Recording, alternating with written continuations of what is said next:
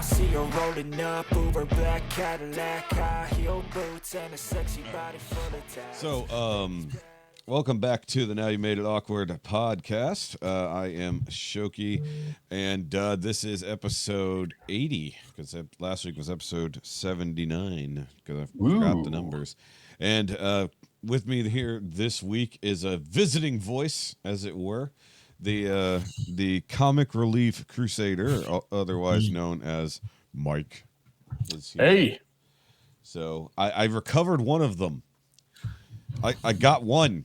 I got one, guys. That's right. Yep. Back You know that I can't get anyone to come into the fucking podcast. Just kidding. Actually, Blockers. apparently the other day after the episode released, I finally determined they were in fact listening to the episode because I got endless messages of everything that's been going on with everyone's life. I was like, man, this would have been good podcast material for all of us to, I don't know, catch up and talk. Oh my God. It's that. Jeez, where have you guys been? Yeah, this would have been excellent material. Yeah. What are you doing? Literally getting everyone's catch up. So what I should do is just try to go back into all the messages and just replay everyone's shit. No, I'm just kidding. I'm not going to do all that because there's a lot of personal stuff in there. So either way, so I do got Mike back here. Dante has the week off because I'm going to be talking to Dante next week anyway. So it is what it is. So we're going to be recording for his podcast. So You Like Horror. But today we're recording on a Monday, but if you're around on a Tuesday, you can check out Titillating Tuesday over on the Comic Relief Crusader channel. Yeah. 1 p.m. question mark, 2 p.m. question mark.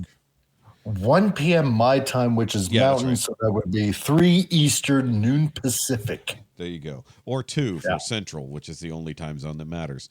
So either way, so yeah, Mike does that thing. I have featured a couple times over there. When I remembered to come on or wasn't napping. I know. It's really fun to have you on. Yeah, it's fun. It's fun talking to those guys. Different crowd, that kind of stuff. Shut up, OneDrive. I don't want to turn that on again. It takes up too much damn space. Okay. Fucking Microsoft. Actually, speaking of which, I didn't realize I had Discord open, so I got to close Discord. Okay, so either way. So, guys, last week we talked about a whole bunch of other stuff, but I was talking about the fact that I had to go in for my DOT physical last week, and it mostly went well up until the point where I was remarkably bad on my CPAP usage.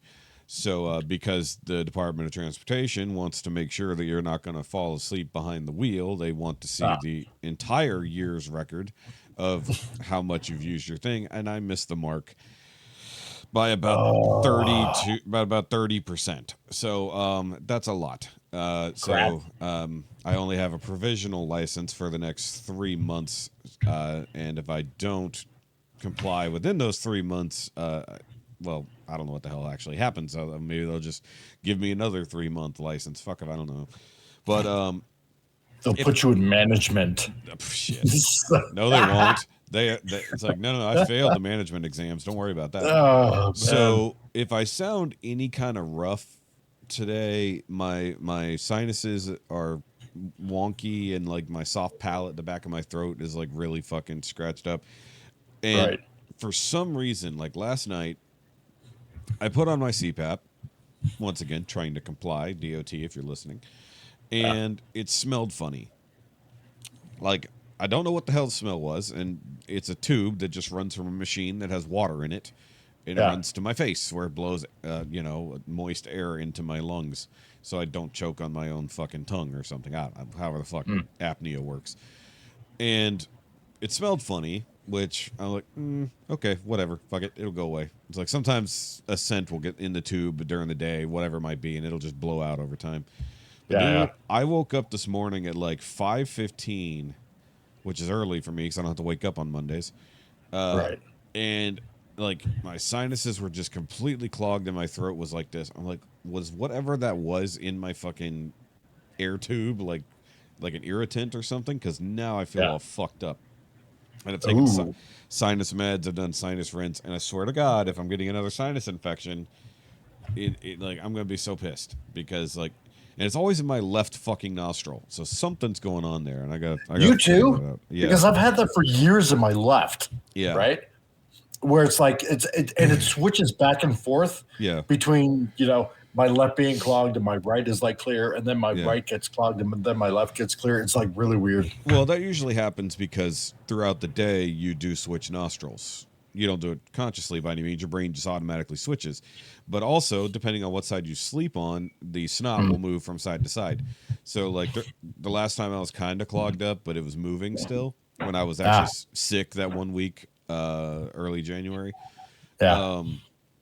Literally, I turned over, and I could feel it shifting in literally the other nostril got clogged, and the other one opened up. So, my sinuses are a bit wonky. I probably should go to a doctor about it, in theory.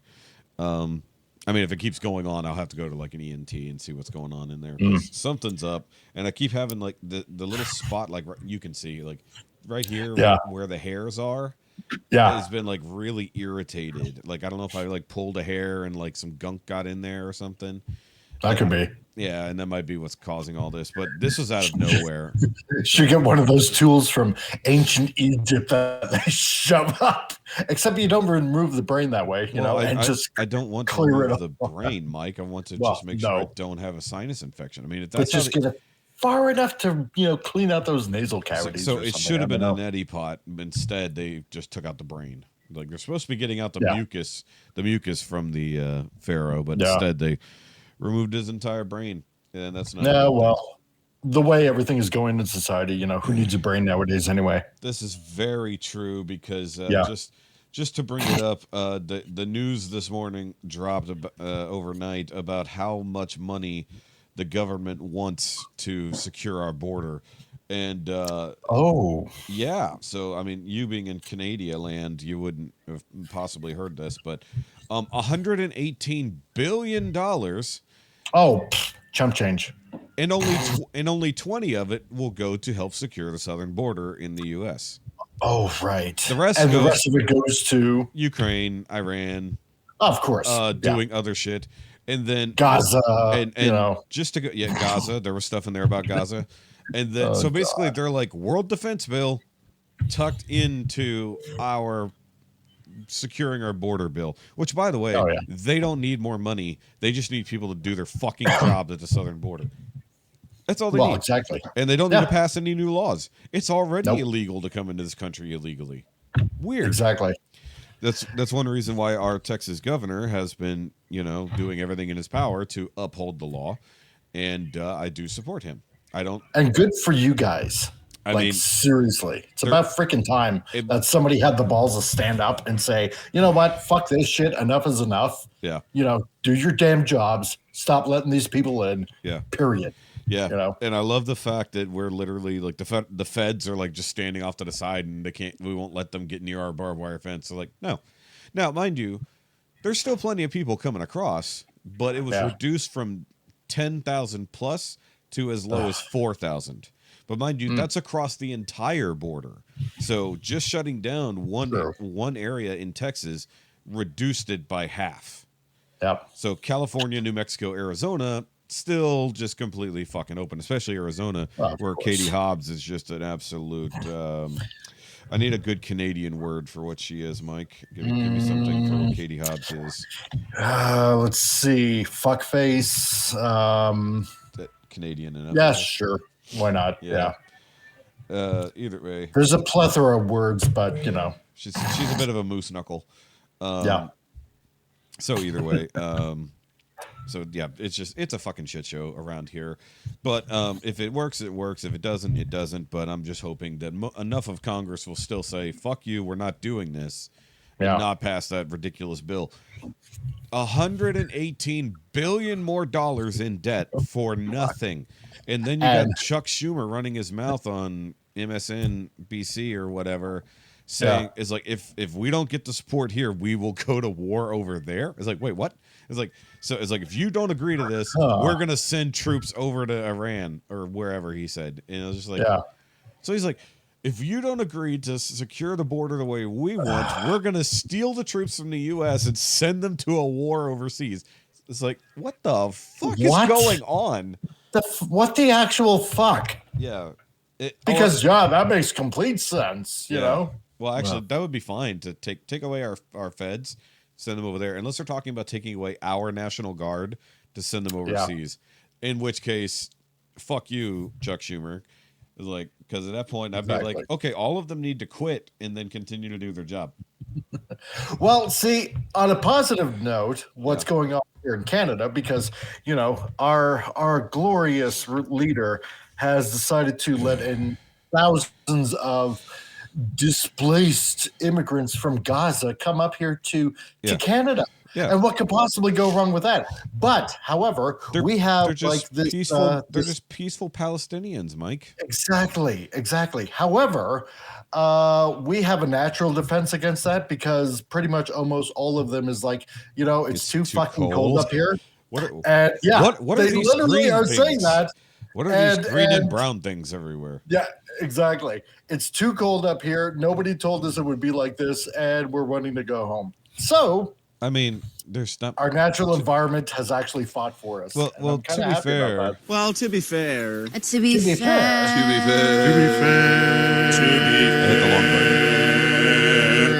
To be fair, it's likely pretty tough sledding up there for a stand-up comedian. Yeah, I didn't realize that was a long one. But they don't have a home to go home to. But there's plenty of other places there. They don't have to just be in Gaza, which is the only place. Yeah. However, you know, like Iran or Egypt or Lebanon or any of those other Middle East countries could let them in. But, that's right. They don't want them. So that is a very that's a very unfortunate situation. Look, it is. It's a fucking war zone.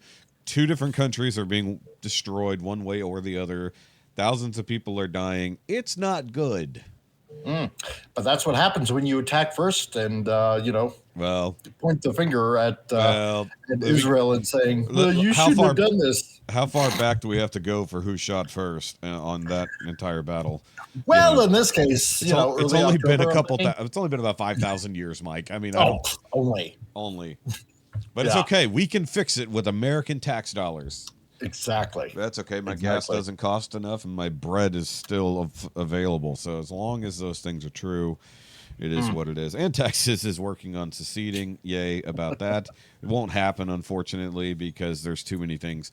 My cousin's wife the other day posted on Facebook. So if Texas secedes, what are we going to do? What are we going to spend U.S. dollars? What are we going to have? It's like, well, yeah, odds are we're going to keep using U.S. dollars until we create our own version of currency. However, it won't be backed by the US dollar. Technically, it'll be based off of something in Texas that has value, probably, I don't know, oil. We'll see. Oil. But it also means that, the borders will be changed. Texas has to, I believe, split into like either 3 or 5 individual states, because apparently it's not allowed to just be one solid mass for some reason. I've never understood that reasoning.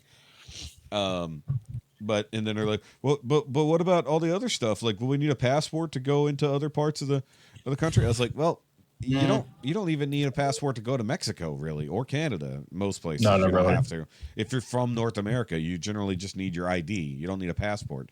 It's still the same thing. You haven't traveled. Some places. Well, actually, we do to get into the United States. Yeah, go you need it the other way. It's like, I need a passport to come home. I don't need a passport to come into your country. That's dumb. It is dumb. I'm trying to figure if I just heard my doorbell or not. I heard something. No, that was probably me. Oh, maybe. But I've got Amazon coming with my shoes that should have been here on fucking Saturday. And I do have a new webcam that I ordered. So I've had this one for a long time, and I'm just not happy with it anymore. It's just, it's fine, but it can look better. So I ordered one off of there that actually is one of like the second or third highest one from like 2023, and it's way cheaper than Logitech. So I was like, yeah, let's check it out. It's like a 4K, 60 frames per second, like decent, webcam. That's not bad. But for like $60, I was like, it's like the same thing for Logitech is double the price, easy. So we'll see if it's worth the damn or not. Also, what was I going to say? Oh, so there is a main reason I wanted you on today. So that's one reason I pushed you to come and hang out. Really?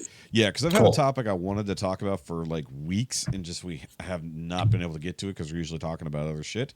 However, Yeah. you being Canadian, it will definitely play into a situation that you Oh, guys goody. have. However, since you haven't been here in a while, I did want to let you catch up on things that have been going on in Mike's world.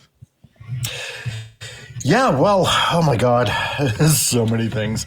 Let's see. I've been on medical leave for, God, let's see, since late October because, in my elbow, apparently some of the cartilage and whatnot is kind of worn out. So I got to buff that back up before I'm allowed to come back to work. So yeah, been on unemployment insurance for several months, worked my ass off to kind of like pay ahead while using the money from unemployment to pay off some credit card bills. So that's been going fairly well.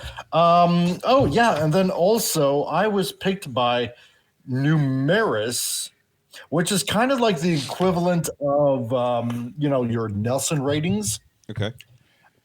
to to rate and review TV shows and movies and stuff like that, whether it's on, like literally like cable or satellite or on streaming and stuff like that. And I was kind of surprised by that. Yeah. So, oh boy, prepare for some disappointment, Numeris. So hold on. This means now you are a tool of the state. Because you in a way you will be a subsidiary of the CBC. Oh God, yeah, probably will. Mike has gone to the dark side, everyone. I have, yes, I have. So, let's see. Still working with my my former Marvel teacher. So, yes. Yeah, so rating my work from when I started back up again in late April, early May till about now. According to him, I've been making like huge strides, amazing strides in the way like everything has been working out. It's been pretty good. Yeah. So far so good. You got anything on hand to show? Because we haven't seen some of your work since you did that Vampirella thing. Oh yeah, that's right. Since you did that weird ant thing. Yeah, since that weird ant thing. Let me share a screen here. Yeah, and if you got something to show off. And this will be for the patrons only, which hi patrons who get to see the unedited video version of this podcast. Yeah. Hey. God, you know what? Okay, hold on here while I bring a file up. And any day now. Any day I will. Yeah, because I call them my hungry tests. Because on Twitter, let's see. Yeah, there's the latest thing here. Because on Twitter, he goes by Hungry Boy. And, because he, can't give out his real name for fear of being doxed and stuff like that because of his political leanings. Yeah, there's a screenshot right there. Okay. He can't use his real name, otherwise his royalties would be threatened. Hold on. I forgot I have to add it. What the fuck? Hold on. Okay. So it's like Giant Man. Okay. So out of context, it was very strange. It was just a bulge. Yeah, it was. There was just a bulge on the screen. Because his latest test was like, okay, have 60s Giant Man going up against Electro. And then, Electro zaps him, and then, he shrinks down to, obviously a smaller size because, that's what Hank Pym can do, obviously, right? Yeah. So that was the first attempt. Then I had to do a second one. This one I kind of struggled on a little bit. Okay. But you have to practice at doing different, camera shots, essentially, right? I got you, yeah. I like the overhead shot. The overhead shot looks pretty good. Yeah, that is pretty good. So it's not too shabby. Go back to the other one. Okay. No, go to the other frame. Oh, the first one? That one, yeah. Okay. Yeah. So the middle one with Electro, it looks like he's basically naked, wearing like it looks like he's wearing the Borat or whatever, the bikini kind of mankini situation there. It's like without any color, that's what it looks like. It looks like he's naked wearing just a lightning bolt mankini. Yeah, exactly. It's right. a little weird. Also, Giant Man It is looks kind of. without color. Giant Man looks like he's wearing shorts and then very spiky boots. Yeah, it does. It's like skin because tight shorts.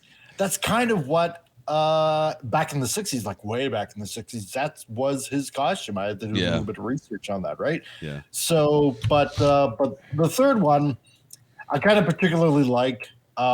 Just do a close up of his face, and then I'm working on my backgrounds. The face. More That's what your close up on is the face there.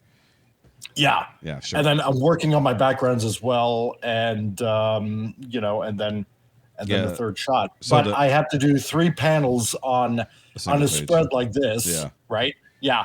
And every time I do this, the panels have to be different on top of that as well. I got you. So I would say that at least your perspective work looks really nice in this wide shot. Yeah. The only thing I had to say about the close up, the other shots where like after he's on the ground on the other shot, is that the brickwork doesn't look like brick. It just looks like lines on a thing. So you just got to get there eventually. Yeah, because I didn't entirely erase all the lines. Yeah, no, it's fine. It's fine. I know. It's progressing. It's progressing for people who use words properly. Yeah, exactly. But no, it's a work in progress. It's getting there. So, That's cool. And according to him, from where I started to now, it's like, amazing progress apparently according to him. So that's pretty good. What else? And then later on today, going to be speaking to another guy. That was a little. I don't want to say he's big in the Transformer community, but he was doing something. Something animated. Oh, okay. Yeah, in the Transformer community, kind of like a continuation from the Transformers Prime series. Okay. And he is talking to a couple of people over at Rippaverse. Nice. For a pitch, and we're going to be talking to see if there's a way I can help him out in that aspect, which is kind of cool. And I did see that Rippaverse also has a new character announced, so another lineup. So, these horsemen. Horsemen, yeah. So non-powered like vigilante heroes. And so I think Yara is supposed to be the next one. And then I think so. I believe she's next, because she's been teased ever since the beginning. I guess just for whatever reason, her issue was taking longer. So I still haven't read Alpha Core 1. I have it. I just haven't read it yet. Right. I've read so many comics. I just haven't got around to reading them all yet. There is such a controversy going on around the Rippaverse right now. It's unbelievable. Oh my God.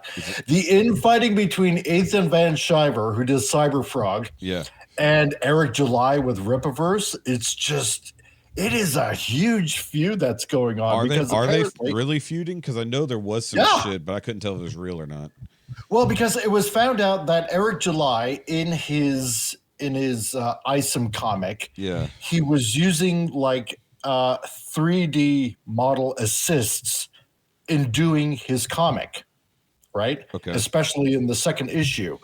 Okay. And, that it wasn't like, pencil to paper kind of thing. Everything was used like doing, 3D model assists and stuff like that. And some of the panels just look kind of wonky. And this has just been found out and blown out. Well, I don't want to say blown out of proportion, but, people are kind of calling him out on it. Right. Yeah.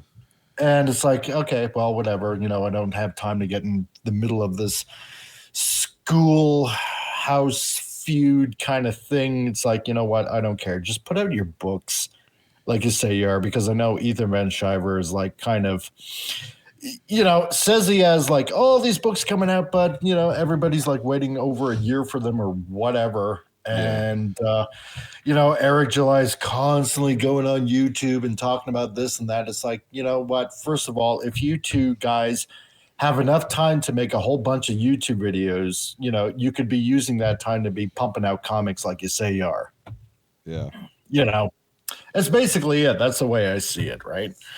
So either way, I'm obviously not involved or won't get involved in the whole friggin' thing. It's like, just put out product that everybody wants to see. It's as simple as that, man.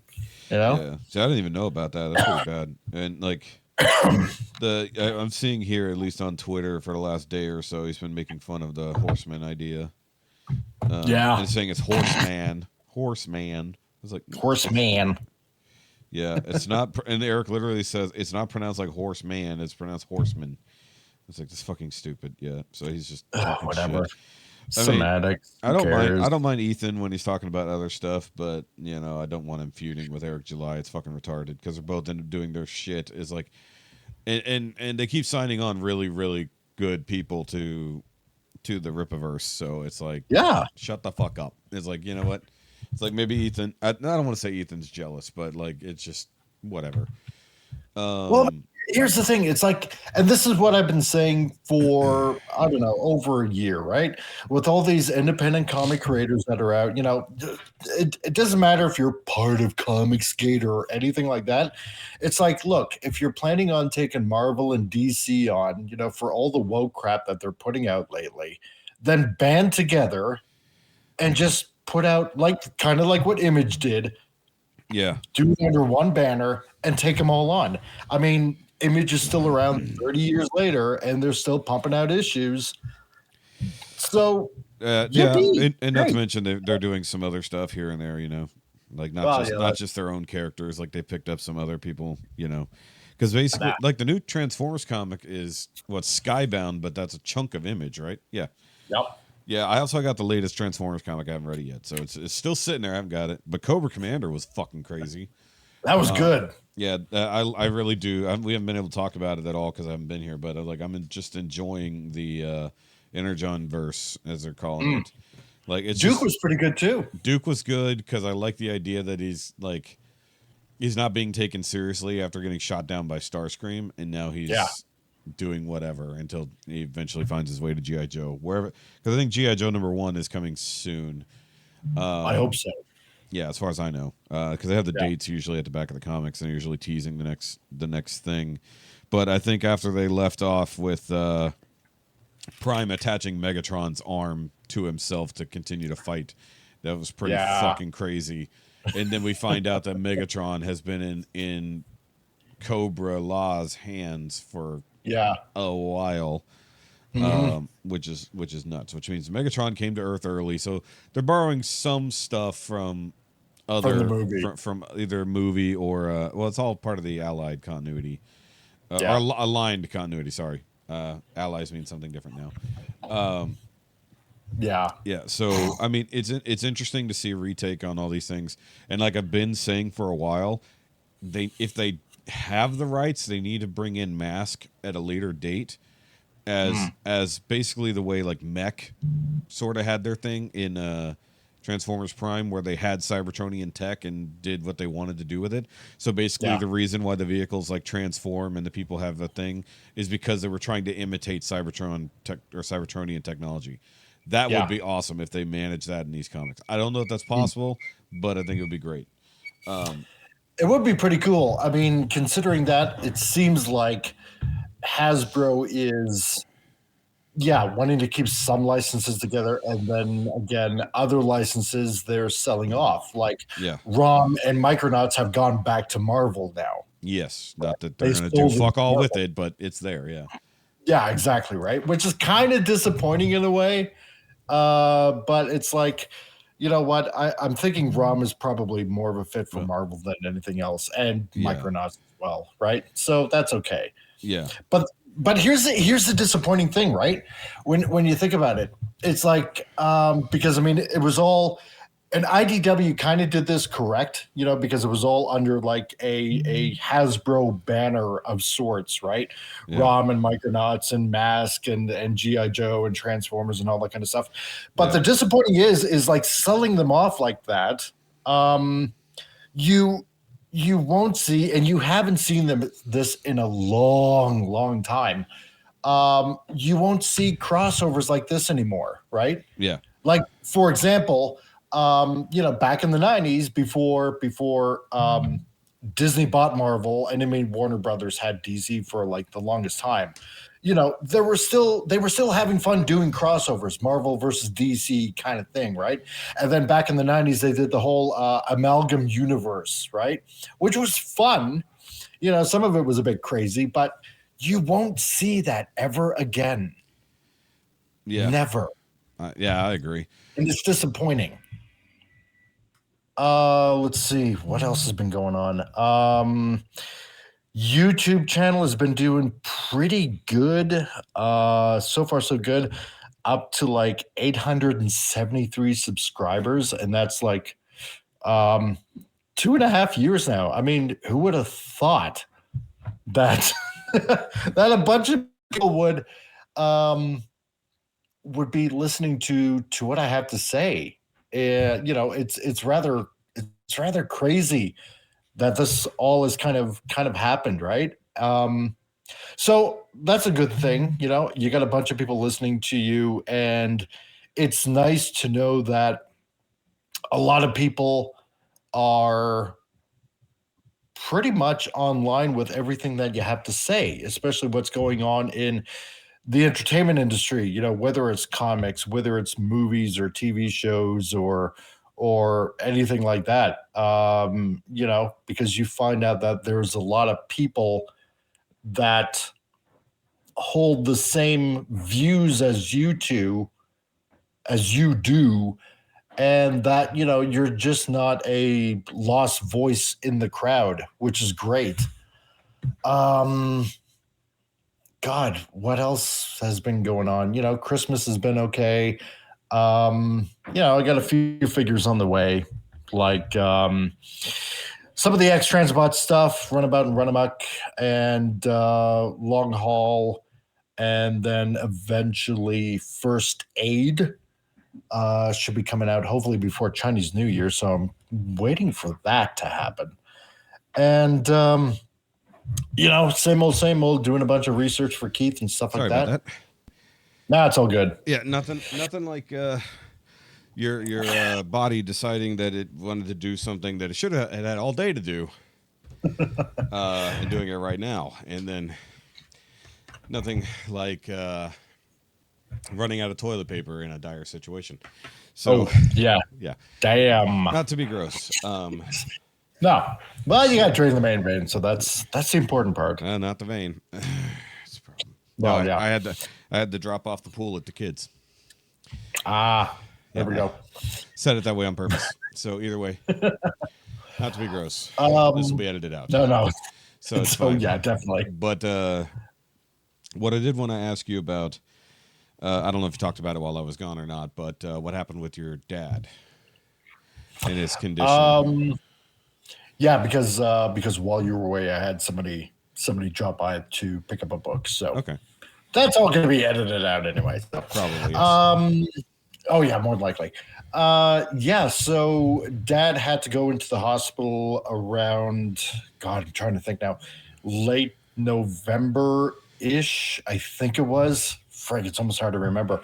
And so he spent the entire Christmas in one hospital, and they told him, "Oh no, you have high blood pressure," and so we're pumping him on medication. And so he was in the hospital for Christmas and New Year's, and he's like almost 84, and he had damaged his kidney falling down. Damn. And yeah, so obviously that's not a good thing. Like so, due to the blood pressure drop, I'm guessing he fell down, or just work or something. Just I guess maybe just being old. Oh, probably being old. Just you fall. Well, I mean, our president does that, so I guess it is what it is. Well, yeah, that's true. Yeah, but no, I mean, he fell down. His arm, because he couldn't move, was on the heat register, so he ended up burning his arm as well. That's a vent. That's a vent for us Americans. Yeah, there we go. So, and my mom's a small woman, and like I probably had said before on this show, I mean, my dad's a tall dude. Like, he's just maybe a half an inch taller than me, and growing up, he was like literally as big as Arnold Schwarzenegger. Lumberjack man. Yeah. And so my mom, who's probably about, I don't know, like 5'3", 5'4", something like that, just a small woman, can't pick him up. Exactly. And so, he had to go to the hospital. So, yeah, like I said before, he was there over Christmas and New Year's. And, oh, no, you got high blood pressure. So they were pumping him up full of meds and giving him extremely bland food. And he could hardly walk. And they were saying, well, if you want to get out of the hospital, you're going to have to walk basically, without any assistance and, do physiotherapy and all that kind of stuff. But they're barely feeding him whatsoever. So he can't really recover that quick. Yeah, right. So, how's that supposed to work? So they moved him over to another hospital in St. John, all the way back in New Brunswick, St. Joseph's Hospital. And then the doctors there are saying, oh, no, you don't have high blood pressure. Yeah. You got low blood pressure. Well, and, now he does. Yeah. So for all the meds, exactly. Now he's got low. So yeah. So here's medication for that, plus medication for upping your red blood cell count to up it, right? So it's like, okay, so it's low, but you're trying to up it. So, which is it, right? Yeah. And then they shoved him on a whole bunch of antidepressants on top of that, where he wasn't even remotely depressed about anything before. Yeah. His feet ended up getting swollen up from all these meds and all that kind of stuff. But, Makes sense. my dad's a tough bugger, and he was just walking like crazy, just trying to build up his strength. And well, this past Friday he finally got out of there, and he's home. Well, and that's good. Yeah, because I don't think you gave us an update on it. You just told us this should have been going on. Yeah, because my mom was saying, be prepared to come back home. I don't know what's going to happen, if he's going to make it or whatever. Yeah, because I don't want to end up going back, for a funeral. Yeah, basically. Yeah.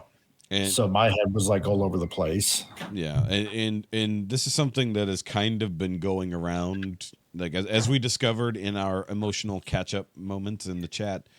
We discovered that. So everybody here should know that what happened with my parents. I think I mentioned it before I went on Christmas break. That my dad, he had a pretty bad blood infection, and the only way to clear it was IV medication every 8 hours for a month. Yeah. So he was in the caretaker place for. I mean, it's an old folks home, but he was in the recovery wing or the physical therapy, whatever, therapy wing, not the living wing. So he basically was stuck in something slightly better than a hospital room for a month. And, I mean, he got better, so that's good, but he had several tumbles while he was there. He was constantly bored and depressed. My mom was visiting him only 3 days a week because she couldn't make it there because she's having complications due to just everything that's happened to her. He's home now, but as she called, last time I heard from her, which was a couple weeks ago, so I should probably check in on them.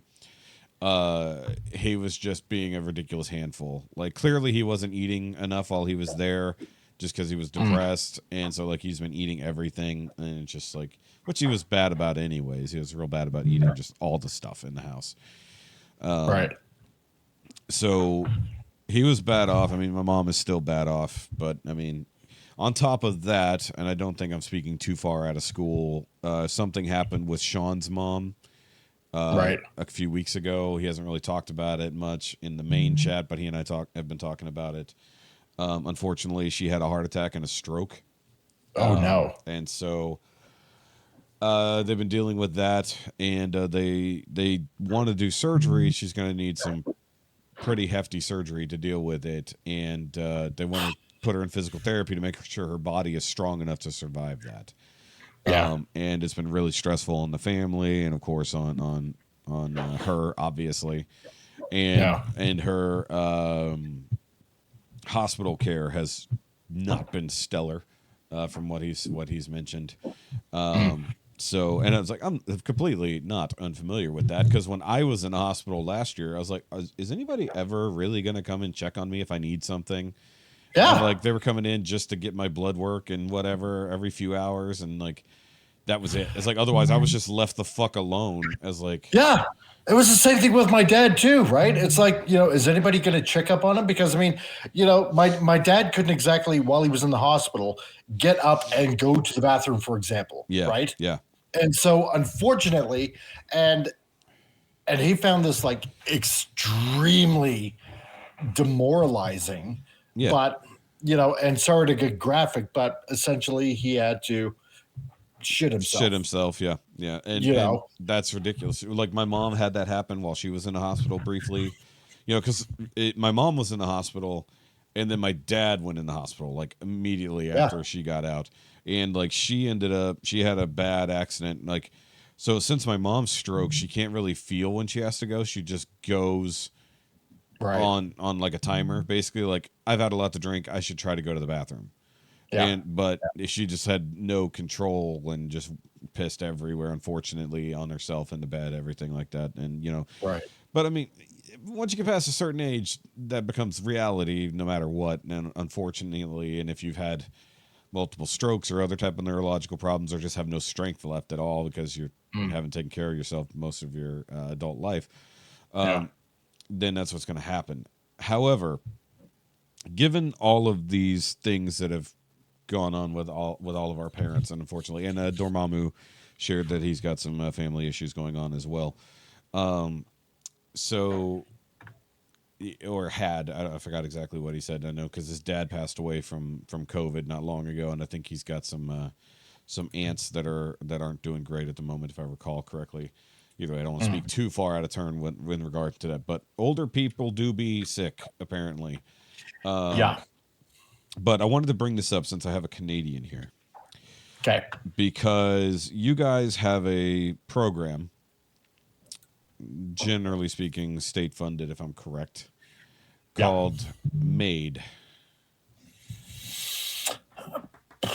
Yes, I believe we do. So that is known as medical assistance in dying. Where yes. Yeah. So, and I know that in Canada, along with other countries, there have been reports of young people who are depressed and just don't want to go on with life anymore, who can just sign up for these programs, and literally they just go to a place and come out unalive.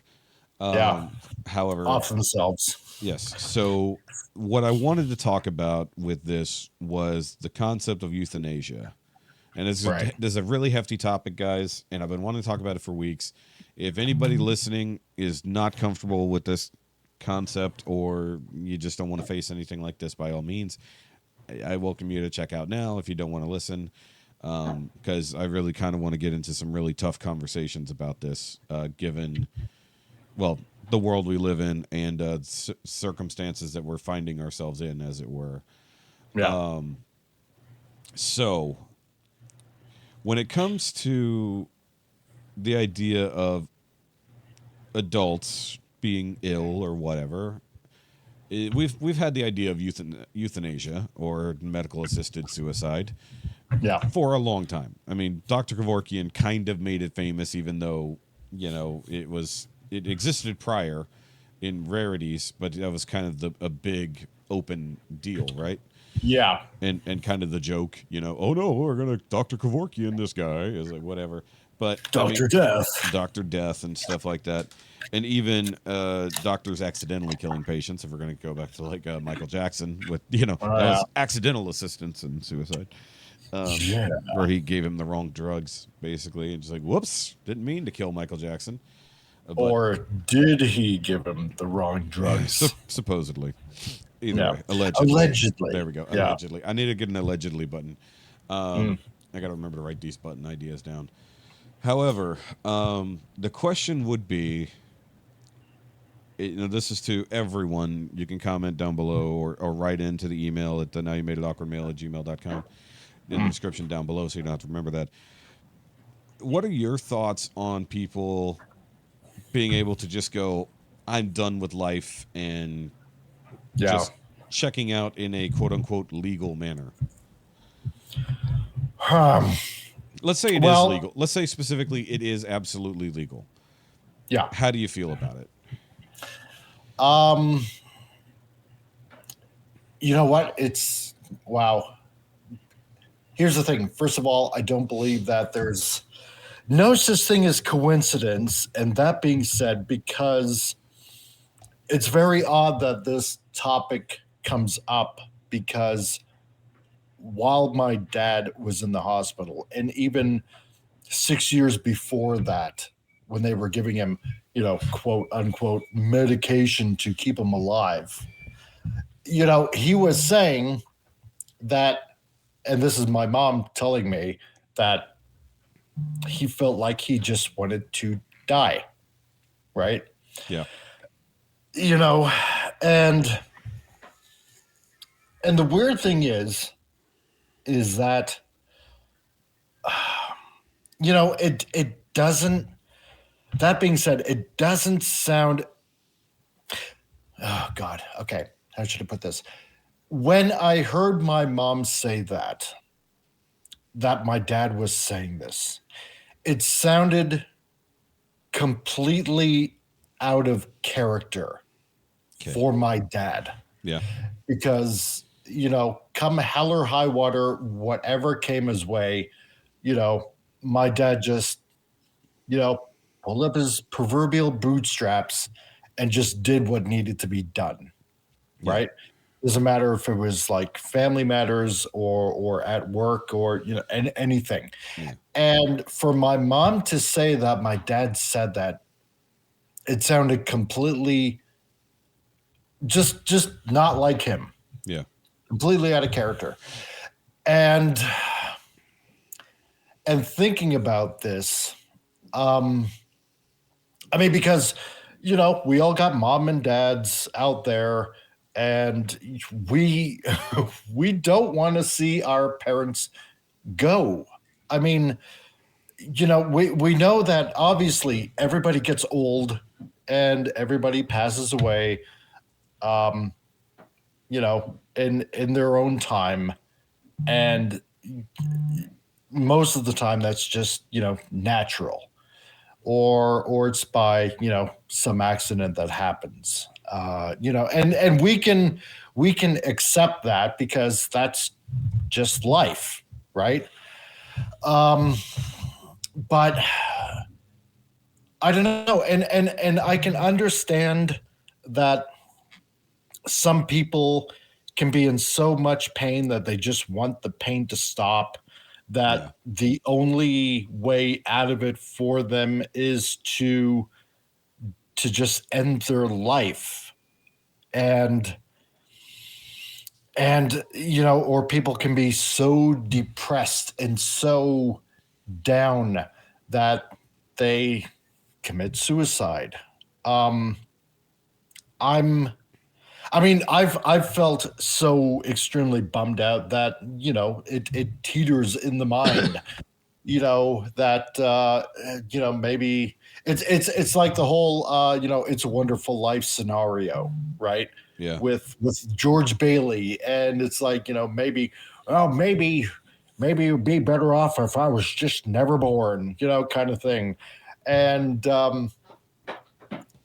it should force one to really think about those words, because you don't know how many people you're going to affect in life if you choose that route. It's a very hard question to answer, because we're not the ones that are in that personal situation, whatever it is. Yeah. To say, no, you shouldn't essentially kill yourself, or, whether it's assisted or not, because we're a little bit detached, because we're not the ones feeling what Going that through person it, is for feeling sure. at the time. Exactly. Right. And the only way you can understand it is by being in that situation yourself. However, myself believing in God and not limiting God whatsoever. I do believe in the power of prayer. If that is what's supposed to happen, then I want to believe that Jesus can heal any ailments. And I know a lot of people are obviously going to disagree with me on that. Well, I don't know about this crowd, but maybe, I don't know. Well, I don't know. I mean, there's always that one person, but then again, it comes to individual choice, and it's your life, and if you so choose to, you can. But I am the type of person that wants to believe that you should try to keep on fighting. But then again, it goes back to what I said before, that if you're not the one in that particular situation, it's kind of hard to say those words. Yeah. I got you. So let me ask this. So as a person who does has a background in faith, and of course we're doing churchy stuff now, Yeah. I've never believed that suicide was a way out, even though I've been suicidal before, but I never allowed myself to get that far. But be that quote unquote cowardice, or just my own moral limiter saying, no, you can't kill yourself, stupid, Right. Or in this case, like the last time I was really suicidal, I planned on killing myself. So if my life had not changed in a positive manner, a significantly positive manner, in 2 years from the moment I said, then I was going to kill myself, because I had to have life that would be worth living. And so that is a problem. And I agree that obviously it's going to come down to the person who's going through the thing, whatever that might be. And I was actually just reading up on the actual regulations, more or less, around at least what Canada has with MAID. They at least added a section there that mental illness cannot be the only thing you're suffering from if you determine that you want to do this. There's surprisingly, it looks like they've added hoops since it was first adjudicated that this is proposed. But apparently the main reason I wanted to get into this is, as you mentioned, your dad saying that stuff, and my dad, he didn't say he wanted to die, but he kind of said, you know what, is like, I'd be better off dead in part of the situation, because once again, depression, right? Life fucking sucks. You're not even at home. You don't have people around you. You have nothing. And he's dependent on my mom, and she hates that, unfortunately. And that is what it is. But she also needs help too. So I also feel like there's the problem of dying with dignity, as they've put it before in common parlance, as it were. Isn't it funny that the term common parlance is definitely not? Either way, it's called irony, I think. Yeah. So, but the idea that, hey, life really fucking sucks. I'm sick. Whether I have non-terminal cancer, but I have to go through this bullshit every fucking month or whatever. Life sucks. I'm not paying my bills, all this other stuff. And then what if the state comes in and says, hey, instead of going through all this shit and then just hand you a brochure. It's like, because you wish you were dead. That's the joke. Exactly. But the not joke is the reality that there was a young woman who could not afford her cancer treatments. Yeah. And her insurance wouldn't cover it. However, it did cover MAID. Exactly. So she went through it. Now, I believe she was a former RCMP officer. I believe so as well, yes. I think in Ottawa, I think it was. Yeah. And I remember this story. Because it was a big deal that the health insurance literally didn't cover her health care to help her live, but it covered the ability for her to die. And exactly. And that's the fuck. And that's disgusting. You're cheaper off dead is literally what they said. Well, I mean, not literally, sorry. Let me rephrase. In a roundabout sort of way. Basically, they said you're better, you're cheaper off dead. And I don't mean better, just cheaper. It's like, exactly. Life is cheaper if you're dead, and that's unfortunate. Yeah. It's more affordable. It is. Well, I mean, that's the unfortunate side. I mean, because here's the weird part, and I gotta wonder this. funeral expenses covered? It's like, how are funeral and other expenses, which are usually hefty down here, I don't know about up there, would they be covered under any state sanctioned suicides? Yeah. If that's covered by your insurance, then your funeral services should also be covered. In my opinion, just a thought I had. You wouldn't know because you'd be dead. Yeah, but your family, who would you care? So the question, no, exactly. But this goes down to how I feel about medical insurance and stuff like that, and how it's generally misused. Right. If you really wanted people to be healthy, you would make healthy things under your medical insurance. But because I think it was in either Sweden or somewhere over in that Northern Europe area, the colder Viking countries, they were literally like prepping and designing suicide booths for people, and it was like I think it was like a nitrogen situation or whatever. Basically, you go into the pod, they basically suffocate you to a lovely, warm, floaty death. Unfortunately, and I say that because every death is generally unfortunate to someone.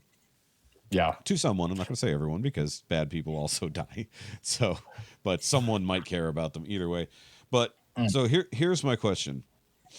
Assuming that we in America or the United States, or the soon to not be United States, come up with our own version of MAID. Right. Oh boy.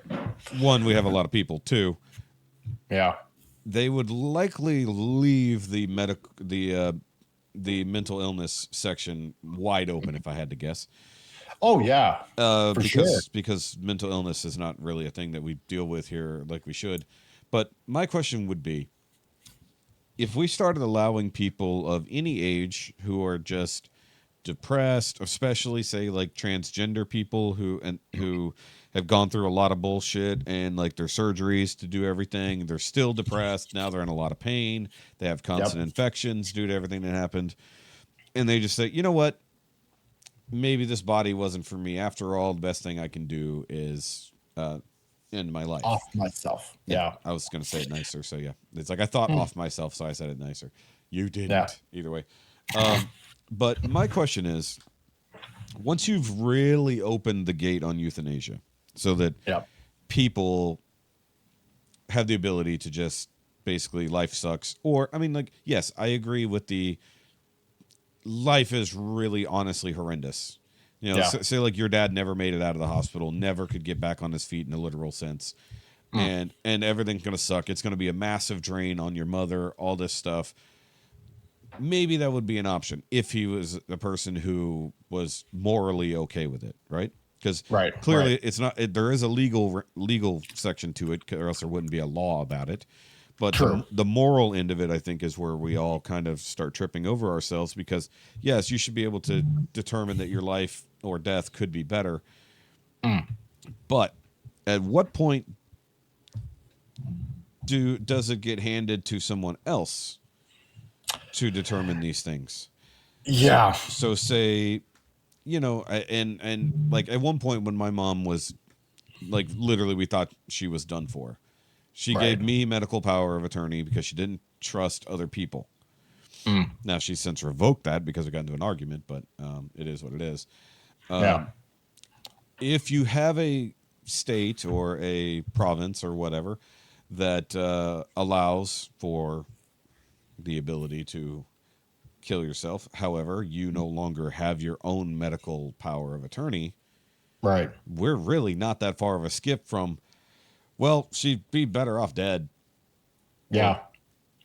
And it's very dangerously close to that.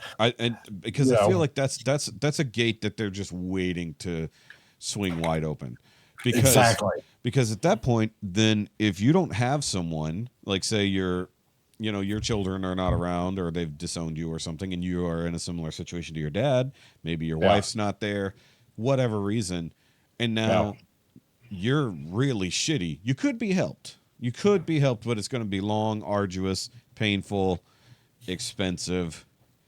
So, but the doctors go, well, we could just help. Here's a plan B. Yeah, it's literal. It's a very, very, very late term abortion. exactly. So Right. I think that personally, I believe that if we open this door too much, that is the next step. Because I think that you could start if you have the ability, or you are directly connected, like say a loved one or whatever, or a child, for instance, you could potentially have the ability to say, yeah, like, Yeah. because you can already basically pull the plug on someone who is potentially brain dead, you know, and those Exactly. people aren't always totally dead. There's just nothing that at the moment can be done. Yeah. Like what happened with my uncle after he had his stroke. They basically thought he was gone because they weren't registering anything, and Right. then they my aunt didn't want to pull the plug on him, and they just kept going, and then eventually, yes, he did wake up, and he lasted Yeah. like an extra 10 years in a sorry state, bedridden, can't walk, can't really do anything. And this was a man very similar to like your dad, tough as nails, Yeah. farm guy, uh, used to taking care of everything. If he can't hit it with something to get it to do what he needs it to do, then he's going to go build something that'll do it, that kind of shit. Yeah. And that would have been a situation in my mind to been like, look, his life is fucking horrendous. He's basically half a vegetable. It's like you're spending thousands upon thousands of dollars to maintain his life, and he doesn't have a quality of life. Yeah. And we love using that term, quality of life, and someone else gets to determine whether your quality of life is good or not in a lot of these situations, right? That's right. Yeah. So Because who determines the quality of life, right? yeah, Because somebody's quality of life can be something entirely different to somebody else, right? If you prefer to live in the backwoods somewhere of buttfuck nowhere, and that's your quality of life and you love it, then that's not the same quality of life. That's somebody that loves living in an urban area, yeah. right? Who makes those choices, right? And it's an extremely slippery slope right there. I would say the toxic empathy people definitely get to make that decision. And Oh, I yeah, of think course. and that's one problem I have with this current world we live in, is that this toxic compassion, toxic empathy that we have, that we've seen where since at least since COVID began, because realistically, like during the entire massive surge of COVID, there were probably tons of people who were basically like, yeah, just go ahead and knock them off. They're not coming back from whatever, just hit a check mark, whatever box needs to be ticked, and they're just no longer a problem for you or the medical arrangement, because the real problem is that, well, let's say not problem. There's a lot of people on this planet, and there are certain people in this world who probably want there to be less people on this planet. Yes. And I'm not going to go off into a whole diatribe about it. I know you and I could definitely do so.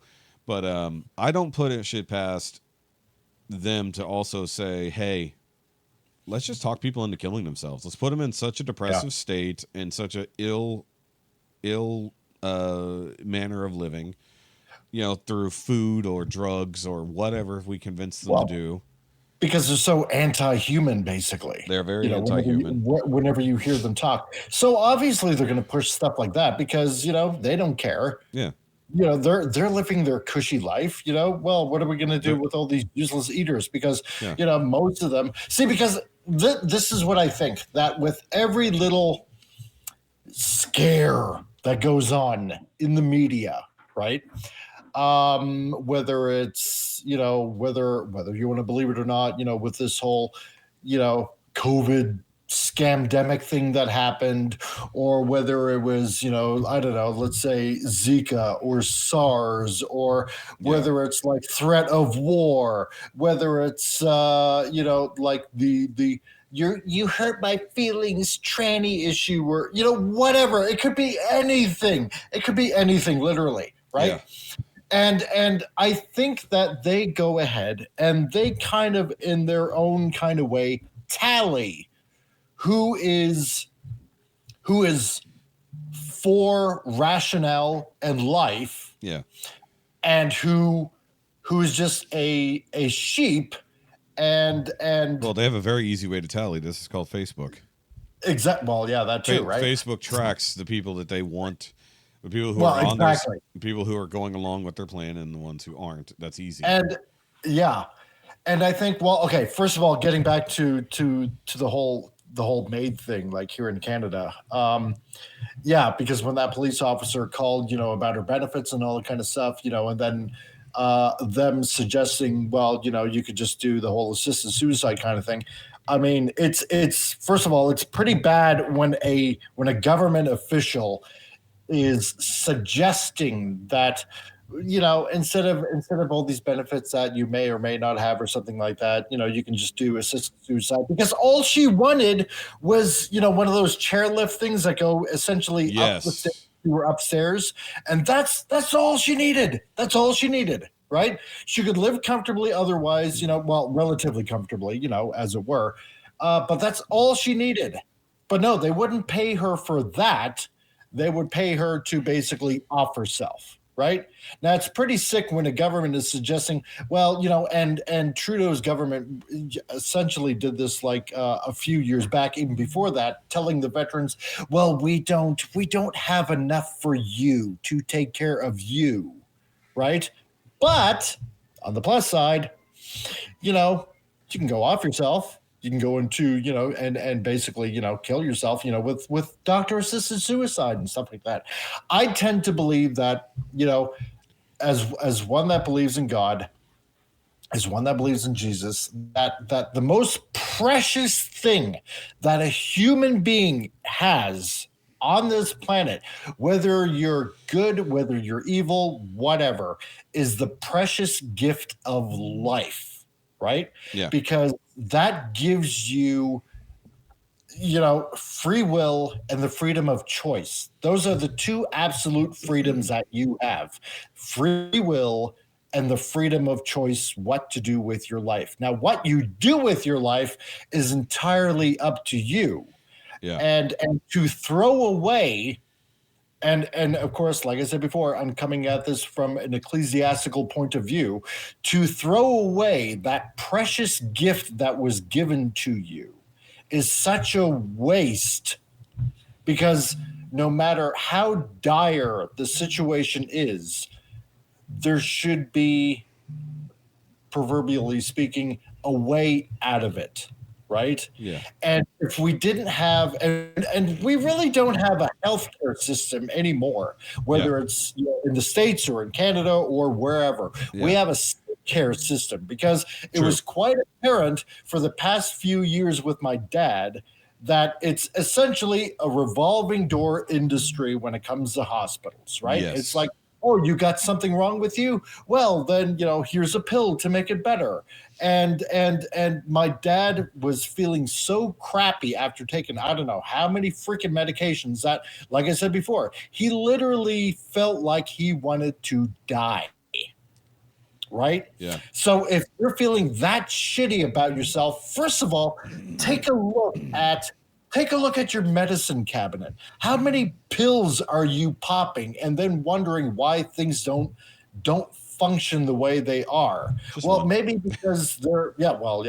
I mean, if it's one, okay, fine. Then at least you can kind of safely monitor yourself. But I mean, if doctors are prescribing like 5, 10, 15 different types of medication. I mean, you and I both have seen medical commercials on TV, and how many fucking side effects do they end up having? Like, I don't know, like the list is probably longer than my freaking arm, right? Yeah. And then no wonder people are feeling, I don't know, depressed or suicidal or pains where they never had pains before. Well, all the drugs, or anything like that. all the antidepressants that basically make you more depressed. Yeah. So I mean, how could you blame people for end up feeling the way that they do when it's pretty much like all these drugs that everybody's on that make them feel shitty in that way? Well, then, okay, well, maybe there's a way to combat this. Oh, I don't know. Here, suicide booths. Well, maybe just stop popping all the pills that doctors are prescribing, because your body is an amazing machine. Thank you. Left on its own, no problem. Sorry. Able to heal and repair itself, left on its own. Generally. Right? Generally, right? If it's not too fucked up to the point of no return. Most people right? can heal from things, yes. Yeah. So hold on. Let me slow you down a little bit. Let me slow you down a little bit. Because I'm going to go on a mic rant. In a second so I agree with all the things you said, because and I was dealing with this with my physical that I had to get, right? So I still weigh as much as I've never weighed more than this in my life. I'm fatter than I've ever been. I'm heavier than I've ever been. Yeah. But they stopped caring about my BMI as long as I do anything that offsets that. So the main reason I have to be on a CPAP is because they said, well, you're too fat, go get a sleep study. I'm like, what does me being fat have to do with that? It's like, well, if you're fatter, you have a higher chance of having apnea. I was like, okay. So turns out I've had apnea my entire life. My mom just kind of glossed over that detail. Right. So like my whole life I've had sunken eyes. I felt like I was sleeping well, but I wasn't. I was clearly having a whole lot of fucking apnea episodes. The fact that I haven't died in my sleep all this time has been amazing. However, something I would like to point out. A couple of years ago, I went and got a regular physical, as part of this. And my doctor said, it's like, well, look, because I'm on blood pressure meds, because I've always had high blood pressure. So I take blood pressure meds, not many, not a lot, just enough to keep it regulated to a degree, right? Because it was never super high. It was just higher than legally passing for the stupid physical. So, so here's the thing about it. One side effect of sleep apnea is high blood pressure. So let me point this out. So my own doctor said, look, if you lose weight and you get on this CPAP, odds are you'll sleep better, and odds are your blood pressure will come down naturally. Yeah. So when I went in for my colonoscopy a couple weeks ago, and I mentioned this to Dante. Did I mention this to Dante? No, I mentioned this on the Patreon call. So I went in for my colonoscopy, right? And I can't take any of my meds beforehand, just in case, they don't want to have any interactions or if anything that might cause me to bleed. Right. So I was off my blood pressure meds for about 24 hours. So I go in, I haven't had anything to eat or anything like that, had anything to drink in like many hours. They take my blood pressure, get all my vitals before I go in, and my blood pressure is like perfect. So I'm like, wait a minute. I was like, hold on. No blood pressure meds, and my blood pressure was perfect. Now, when I went in for my physical last week, it was a little high, but it was kind of in a stressed out situation, so it makes sense. And usually I'll take, wink, wink, nudge, nudge. I take 2 before I usually go in for one of those physicals, but it was last second, so I didn't have a chance to. So, because it's not going to kill me. It's like my blood pressure's up here, bringing it down to here is going to be fine. But my question is, and maybe this is something I should be monitoring, we need to get a better blood pressure cuff here in the house, because if I'm using my CPAP as much as I'm supposed to be using it, and if my blood pressure comes down without medication, in theory, I get off that medication, right? Right. So when I brought that up, because that's what my doctor told me, I brought that up to the dude doing my physical for work. Yeah. He said, no, you're going to be on the medication your whole life. Who lied to you? I'm like, I was like, hold on. Now I've got 2 different medical professionals telling me 2 separate things. So if they can't even agree, just like how my dad had one doctor saying, "Oh no, you got high blood pressure," no, the other one saying, "No, you got low blood pressure. Take medication for both." Yeah. So let's play devil's advocate. Let's say I lose 90 pounds and I get down to a really fucking awesome weight. And I'm exercising, I'm eating better, I'm fucking using my CPAP. And my blood pressure literally comes down to like a normal person level all the fucking time. Right. I should be able to get off my fucking meds. Yep. And in theory, maybe at least reduce the CPAP usage. Because if my weight was part of my apnea, and then I've got all this other shit under control, and if I pass a sleep study that says I no longer have apnea, then I could get off blood pressure meds and the sleep app and hopefully be healthier for life. But the crazy thing is I could have had a CPAP my whole life and probably been better off as it was. But I didn't fucking know. And nobody said, hey, by the way, go do this. No, exactly. Unfortunately.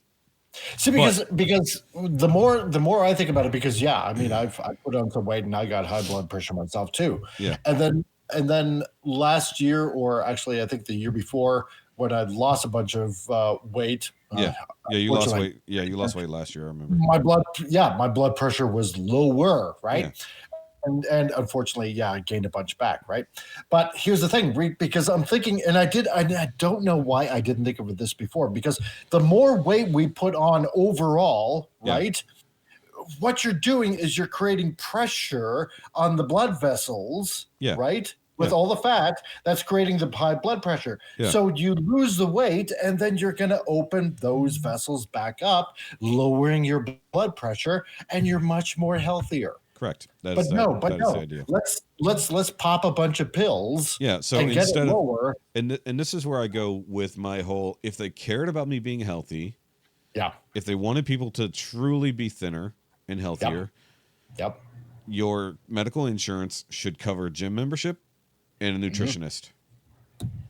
Exactly. Simple as that, right? Simple as that. It's like if your healthcare premiums covered the things that would make you healthier. You would need less premiums, and they're not fucking interested in that. That's right. At all. Because again, they're not interested in the healthcare system. They're more focused on the sick care system to keep a constant revolving door with clients all the time coming in. And now we have insurance companies covering the death care system. Exactly. So we're no longer worried, because once again we come back to the idea that maybe there's too many people and it's draining the system faster than the system can do anything. You also start getting medical professionals, not all, medical professionals who basically aren't doing their fucking job really anymore. Whether that's nurses or doctors who basically aren't taking care of their patients the way they should. Perhaps they're ignoring them when they have to get up and go to the bathroom and they're immobilized and they're just standing in the hallway not doing a fucking thing, and then they catch an attitude when you say, hey, can someone come help my parent fucking go to the bathroom, and they catch a fucking attitude. It's like, it's your fucking job, do it. Or you get doctors. And that's what happened with my mom. She was asking the nurses, like, look, my husband is here lying in bed, he needs help, and they're just all standing around, they're all on their phone, blah blah blah, doing nothing. She said there was probably out of maybe 9 nurses or 8 or 9 nurses, one actually gave a damn and actually did her job. Right now, it used to be that if you wanted to go to medical school, you'd spend 8 to 12, maybe even a little longer, going to medical school to become a doctor and shit like that. Right. Apparently, from what I've heard, in some places, 4-year tops. That's it. I don't know about for doctor, but for a lot of other lower stuff. But I mean, like, even to become here's the fucked up thing. So, I haven't mostly in the last decade. I've rarely gotten to see an actual doctor outside of major medical stuff. Obviously, it's mostly nurse practitioners, and by all means, I have no problem with them. They've gone through basically 3/4 of medical school. They're just not a doctor, but they can do all the things doctors mostly can do. But they can prescribe meds. And that's the important part, as we discussed. So, and this is one thing I've talked about with Jessica, because she's having some issues related to her lupus, seemingly, and they keep just throwing different meds at her. Not one of them, not a single fucking person in this has considered, hey, let's do an elimination. Let's start over at base, bring back one thing, whatever.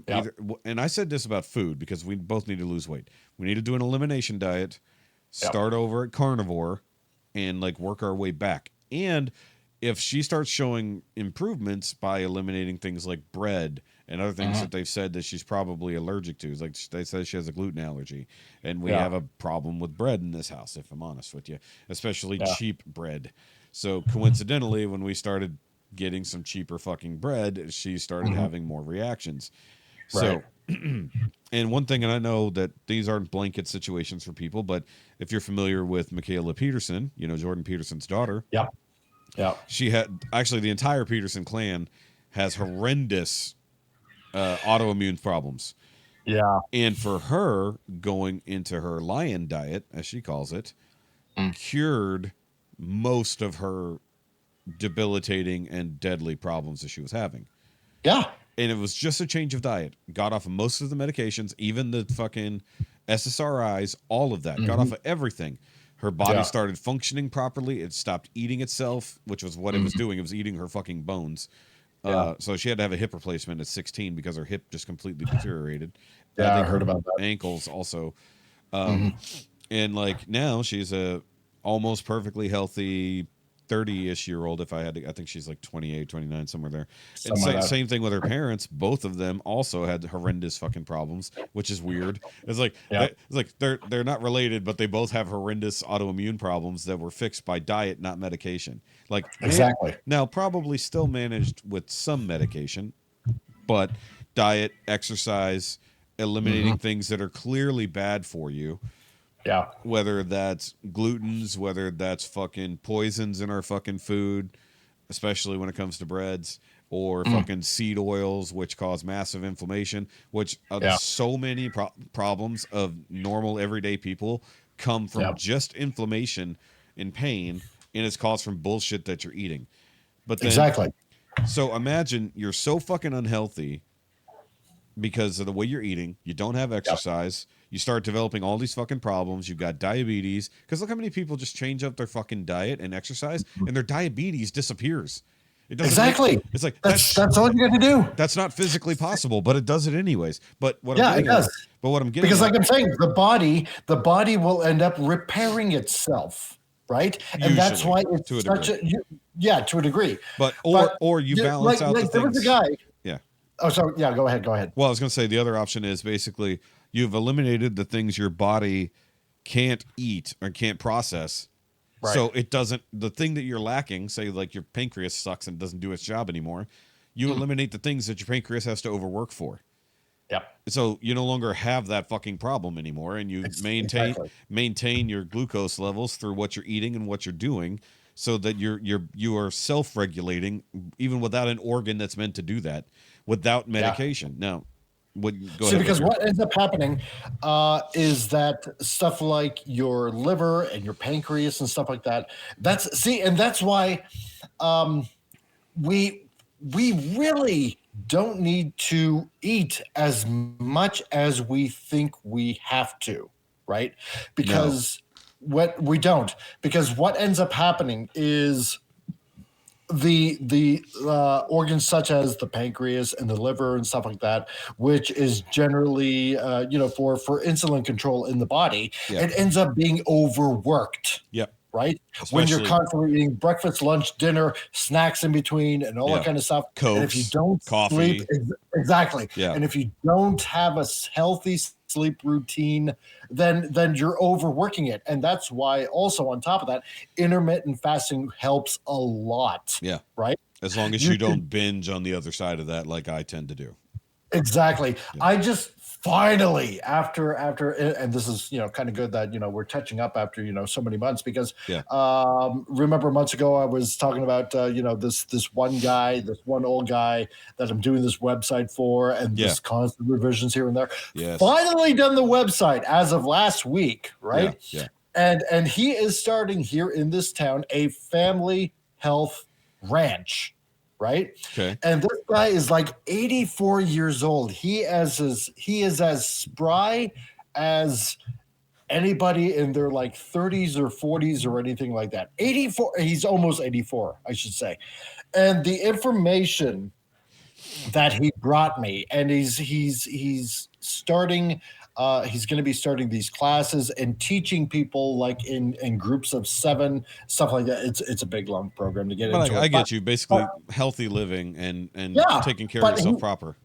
But he also brought information to me about foods that you should try to avoid based also on what particular blood type you are. Yes, I absolutely. Right? So I knew people who literally and that's did a big the blood. one. I knew. Oh, so okay. So I had a friend. And I had no idea that was actually a thing. So I had a friend at this, and I'm like, oh, blood type diet.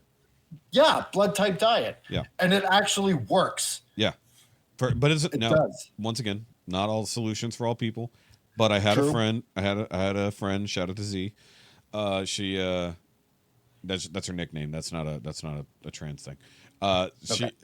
She determined that due to her blood type, she shouldn't eat chicken. She cut out chicken and balanced out a couple other things and switched out her proteins and literally just started dropping weight. It was ridiculous. She was healthier. She started dropping weight. Did the same thing with her son. Mind you, he was also in puberty, so that probably helped. But he also lost weight, and everything else was just crazy. It's just like just paying attention to that. So that's what comes back to what I was talking about with Jessica. So we know she has autoimmune diseases, or 2 of them at bare minimum. And she definitely has problems that are surface because of that. Right. And if we were to eat better and exercise, just those things, those 2 things alone, I know that her quality of life would be better. We're going back to that concept. Totally. Because I'll send you that information on top of that too. No, it's fine. Yeah. But if nothing else, we can link it if you have the website. The website you work so hard to make. So we can link it down below so people can see it. But the idea that Jessica has expressed major depression, thoughts of suicide. She's now on I think Prozac. I think it's not Zoloft, it's Prozac. Because she was on Zoloft. I'd be like, bitch, get off Zoloft. But and it's not doing anything for her. Like because like, I mean, okay, I'm not gonna say it's not doing nothing, but because she hasn't changed anything else. Nothing is changing. Like so she started Prozac and Ozempic at the same time. And there's a lot of people going off on Ozempic right now, and I want to look more into it. Lauren Southern did a whole fucking thing about it, and I want to check it out because I do trust Lauren Southern. Me too. She's a very, very good investigative reporter. So I want to see at least the evidence she's pulled, and then see what's going on. Like because basically, like she's having the side effects of the medication, but she's not losing any weight. And I told her, like, yeah, you're not losing weight because nothing's coming out. Exactly. Like, you're not eating and nothing's coming out, and you're feeling worse because you're not digesting food properly. You don't have energy to do anything, and your waste system isn't functioning the way it's supposed to. It's like, ask me how I know. I just had to do a colonoscopy to find out why my system was doing that. Exactly. You know? So, speaking of which, I need to remember when my fucking appointment is. I'm supposed to have my follow. I know it's like beginning of February. I just got to remember when it is. But I mean, this whole thing ties to the whole suicide thing because that's what I'm getting at. Everything that they're pumping into the food supply of things, like I will not touch anything canola, right?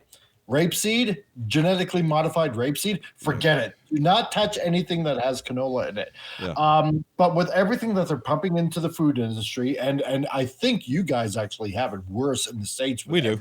We absolutely do. All our food is fucking modified. Yeah. And then on top of that, everything that they're pumping into drugs. I mean, most drugs are petroleum based. Yeah. They're not organic based. That's the problem. Sure. Right. Well, I mean, what would they be based on other than herbs and medications that we cut down from the rainforest that are gone now?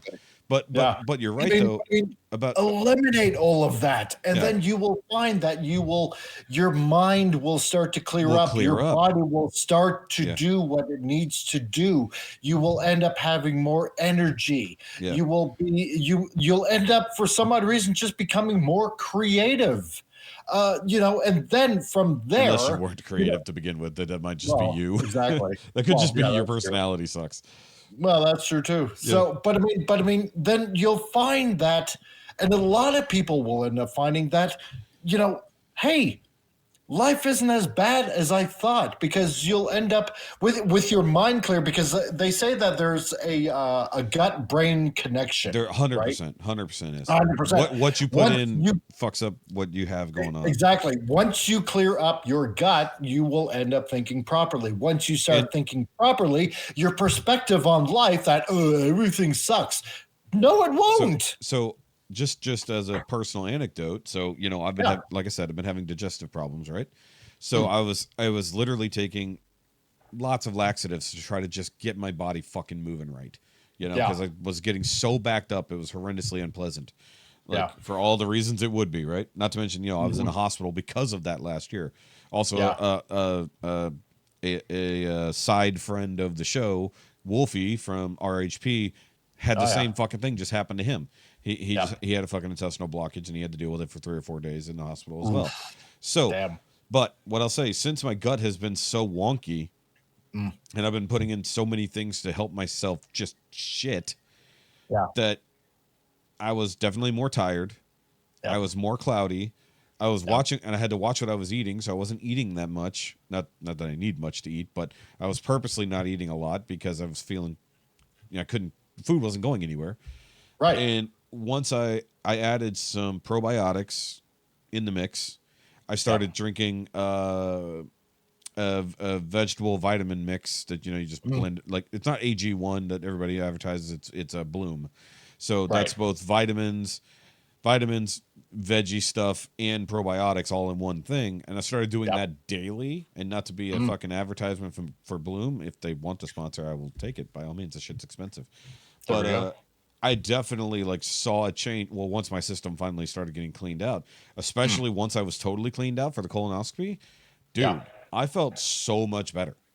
Yeah. It's absurd that my body got to a point that it was just basically shutting down and not doing its main functions.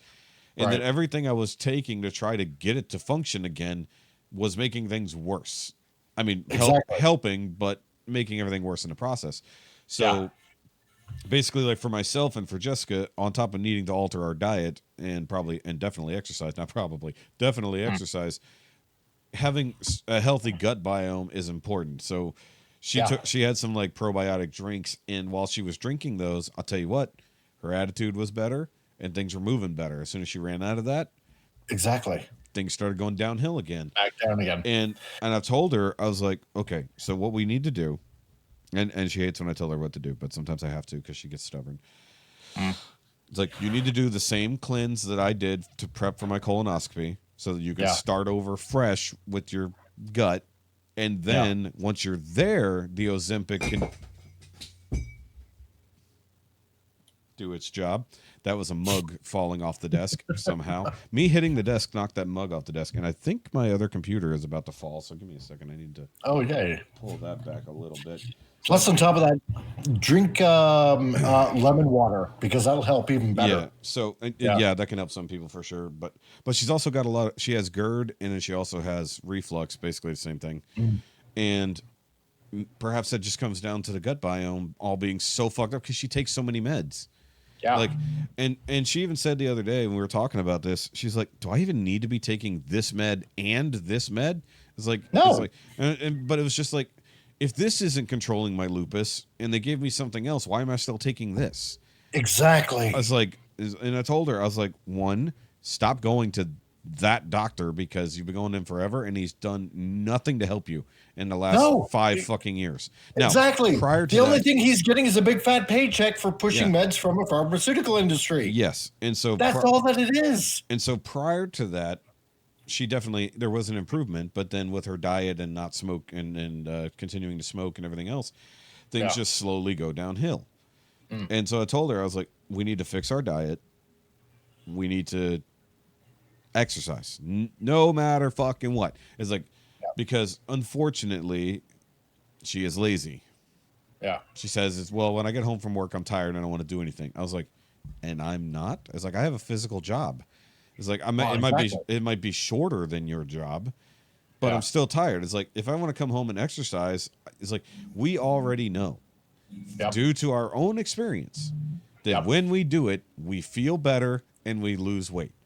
Exactly. So just sitting on the couch is fucking the worst thing we could be doing, and that's what we do. Is sit there talking about not sitting on the couch. Mm-hmm. And I'm the same way. I mean, there's nothing more that I love to do than after work, sitting my ass down on the couch and just putting on a show and relaxing, right? Yeah. But even going out for a 10-minute walk can do wonders as well. Yeah, just going for a walk. Just going for a walk. And it can be relaxing on top of that. It's not like you have to go out on a jog or run a freaking marathon or anything like that. Start on what you can do. Yeah, just go out on a walk. That's all you got to do. Yeah. Just go out, get some fresh air, de-stress, Yeah. look at nature, hear the birds singing, whatever, but just go out and enjoy a nice 10-minute walk. Yes. And then next thing you know, you might go out for like 15 minutes. You might end up going out after a while for a half an hour or something like that. Yeah. But you'll feel better because you're outside. You're breathing the fresh air. You're getting sunlight. All these things are connected, right? Yeah. Well, exactly, right? But it goes to kind of prove my point that the way we approach life also affects how we feel physically. Well, yeah. Right? Of course. If you're consistently negative all the time, you end up wired that way in your head, in your brain, and it's hard to rewire yourself, so to speak. But it also has a very detrimental effect physically on your body. Yeah, right? And those are the people that go and apply for MAID. Yeah, I'm just exactly. kidding. Actually, if you have other comorbidities, you can't just. Well, I mean, but that was the joke. You take into account, like, say, for example, you get a lot of nasty politicians out there. Let's take Hillary Clinton, for example. But she's wonderful. Right? She's the best. Oh yeah, she's a bastion of joy. She's the best president we never voted for. But I mean, a lot of politicians that end up lying and scheming and stuff like that.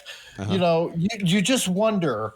Yeah, and of course they're just caught in their outright lies and stuff like that. I mean, you can see it in them physically. I mean, how many operations has Hillary Clinton gone in for? Especially like brain surgery and stuff like that. You look at Joe Biden. His entire career, he's bullshitted and lied about almost everything. And it's been caught on camera saying one thing many years ago and then saying another in the present and stuff like that, right? Yeah. And I mean, look how friggin' that messes you up inside dementia-wise. It catches up with you. Yeah. And even like you said before, in a spiritual kind of act.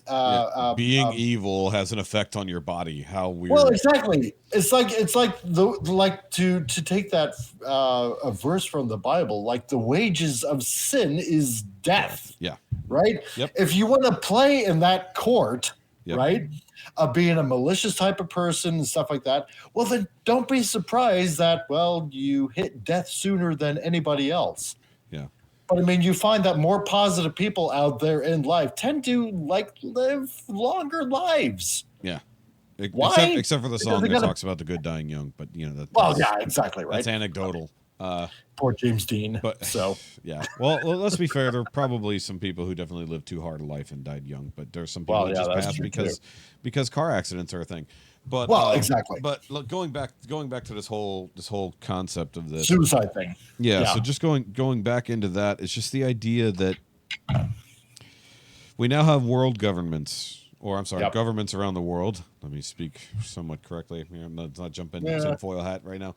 Potato. Yeah, that are now okay with and or endorsing people not getting healthier, but just being convinced, quote unquote convinced, it's a better plan to kill yourself instead. Yep, exactly. And you have other people who are pushing people into doing things that have negative ramifications on their body, mind, and soul to where they, generally speaking, lead more to the concept of suicide.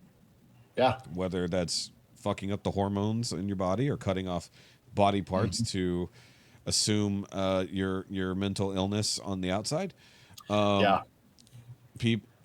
It's we now have a world. We live in a world that we used to, as you were saying, we used to, I don't want to say praise, what's the word I'm looking for? We had admiration for life. It was precious. It needed to be protected. We didn't go to war with each other because we killed a third of the world's population in a handful of years, through world wars over and over. And then you have dictators who don't care and they just kill people, their own people through policy or just bullets. But we, then we held life to a high standard. yeah, we cared that people died because there weren't that many of us, and now there's so many people on this planet that they're Right. saying that due to climate, like, you will see that there will be climate suicides Oh yeah. if there aren't already. People who are Yeah. terrified that the climate change is coming, and the only way that they're gonna survive is if they die. Yeah. That's the insanity of You'll what I figure just that said. logic out. Yeah, Yeah. So or the people convinced, and I've seen things about this. However it might be, the internet be what it is. The idea that people would commit suicide so that there's less people hurting the environment. They're like, Yeah. well, if I'm not doing anything and increasing the carbon footprint, then it's better. So I'll just go ahead and off myself. Or Oh, exactly. or they'd convince people that other people should not be alive. Yeah. And that goes back to the idea of, well, at what point is it no longer suicide and it's just murder with extra steps? And where's the morality?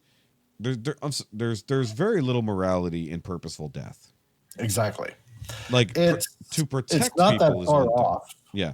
But but I'm saying, like, there's moral obligations, say, in protecting others. Exactly. That's one thing. It is still regrettable death to have to kill someone, even in defense of others. Well, it always is. Yeah. However, You know? to kill people in defense of an ideal Yeah. is terrifying. Then that makes you no different than a cult leader. Or the Nazis, as it Yeah. were. Exactly. I don't want to say the You word know, because you YouTube will might- shut it down. Yeah. You might as well be part of the Heaven's Gate crowd. Yeah, exactly. Exactly. At that point, you might as well be, because it's funny that these world leaders or top-notch scientists or anything of that ilk Yeah. never lead by example. Isn't it a funny thing that they suggest all of these things, but usually it used to be a time and place where a general would lead his army into battle instead of being in the background hiding in a bunker somewhere, Or and letting in the soldiers U.S. while his fight up. soldiers die in the Middle East. Exactly, right? It's like, okay, well, practice what you preach. If you think that this is such a good idea, and for example, if you want to save the planet, and using that kind of part of the whole overall argument, well then, okay, show me how it can benefit. You first. You first. Do it. Now, we are not condoning the death of world leaders. No, but I will condone it if they want to. If they want to show us how it's done. Nope, we're not condoning the death of anyone here, No, Mike. no. However, if they show me how it will. Show me by your example. Show me through CGI studies of such things. How it can so vastly improve life on this planet. It doesn't matter. Look, we're all gonna die in less than 20 years when the poles shift and the Earth tilts 90 degrees, and we all die. Of course. And we suddenly we enter a sudden ice age. Yeah. But I mean, it's gotten so bad in Canada that they're not only peddling this to adults, but they're also peddling this to children. So I was going to bring this up, but here's the thing. Currently, in the current MAID laws, you have to be 18 and over. Yep. However, there was an MP or a group of MPs that were discussing this concept last year. This time last year, in 2023. They were discussing allowing minors of, I forgot exactly what they said. It was basically like minors who know what's up. Like, people, and the other scary part was that they could potentially do it without parental consent if they were of sound mind and body. Exactly. Which is terrifying, because children should never be making life or death decisions. No. For anyone, let alone themselves. But if that thought process is allowed to, it was shot down, thank God, but the people are still there who wanted it to happen. And if they're there, in the fucking gravy boat that is fucking Canada, they're definitely in other places of power throughout the fucking world. Of course. So of course. It's terrifying that you have people who would think it's okay to help children do that. Yeah. And mind you, outside of just the idea of terminal illness, because with the MAID program, you don't have to be terminal. No. That's the scary part. You don't have to be terminal at all. You can just be fucked up in the head. Nope, that was the thing. You can't just be fucked up in the head. You have to be fucked up in the head and the other things. Like, no, exactly. Yeah, they put in the clause recently that you can't just have mental illness, because that was allowed previously, was that if you just had some form of mental illness and you wanted to die, they would help you. Now they said, wait a minute, that's crazy. No. But then they also said, wait a minute. But the thing is, what I was going to say is, like, one thing leads to another, which leads to another. You screw up the kid's head, then they want to get, this gender affirming care, and, hack off a body part or two. Yeah, you introduce them to hormones that fucks up their body. Then you're extremely physically and mentally fucked up. Oh, well, here's an out for you. Here you go. Yeah, that's exactly. It's hard. It's hard not to see the path. As people who we're not enlightened by any means, but we're at least aware of things that are going on in the world. Yeah. But the idea that they say this stuff out loud, they do, and then expect you not to put the dots that are literally next to each other together. Yeah, it's like it's okay if you have a poor quality of life to end it, and it's okay if you start taking hormones that will make you depressed, make you want to kill yourself at a young age, because it'll make you better at some point. You'll be good if you get past this one point. However, we'll now allow you at a young age to determine that your life sucks so bad you can end it. Like, you don't put those two things side by side and go, what are you talking about? What are you fucking talking about? Now, what I was going to get at was earlier, as we walked into this, was with older people. Yeah. I see it as an option. You've lived a life. Yeah. You probably had a good life, hopefully. And your end of life situation might just be fucking horrendous. Yeah. Your house might be falling down around your head. You might be sick every 6 months. You're buried in debt. You've got no one to fucking help you. I can be convinced in that part that there's mercy somewhere in that. I can see there is mercy in there if the person believes that their soul will be okay. Yeah. Fine. But when it comes to younger people who have not lived a fucking life yet. Exactly. I'm sorry. There's no moral fucking grounds there. No, there's isn't. Nothing. Especially if you were party to the reason they have those fucking feelings. Yep.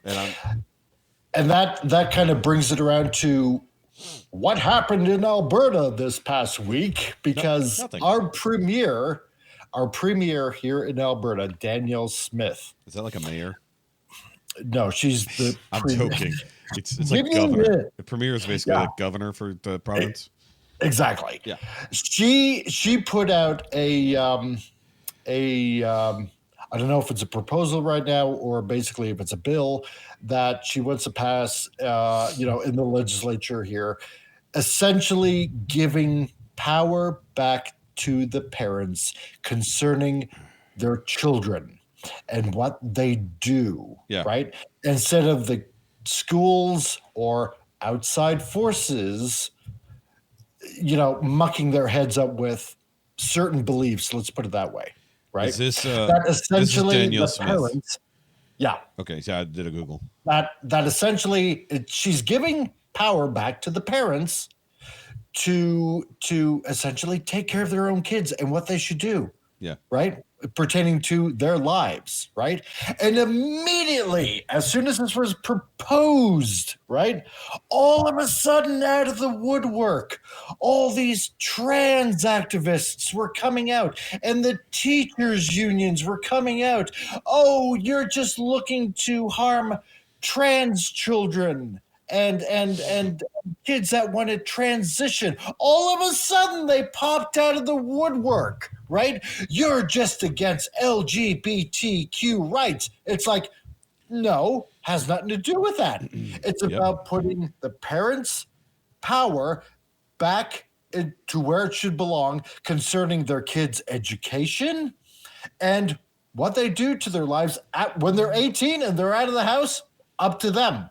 But while they're in school, while there are children in school going through the school system, the choice is with the parents about what goes on, what's being taught, and everything else.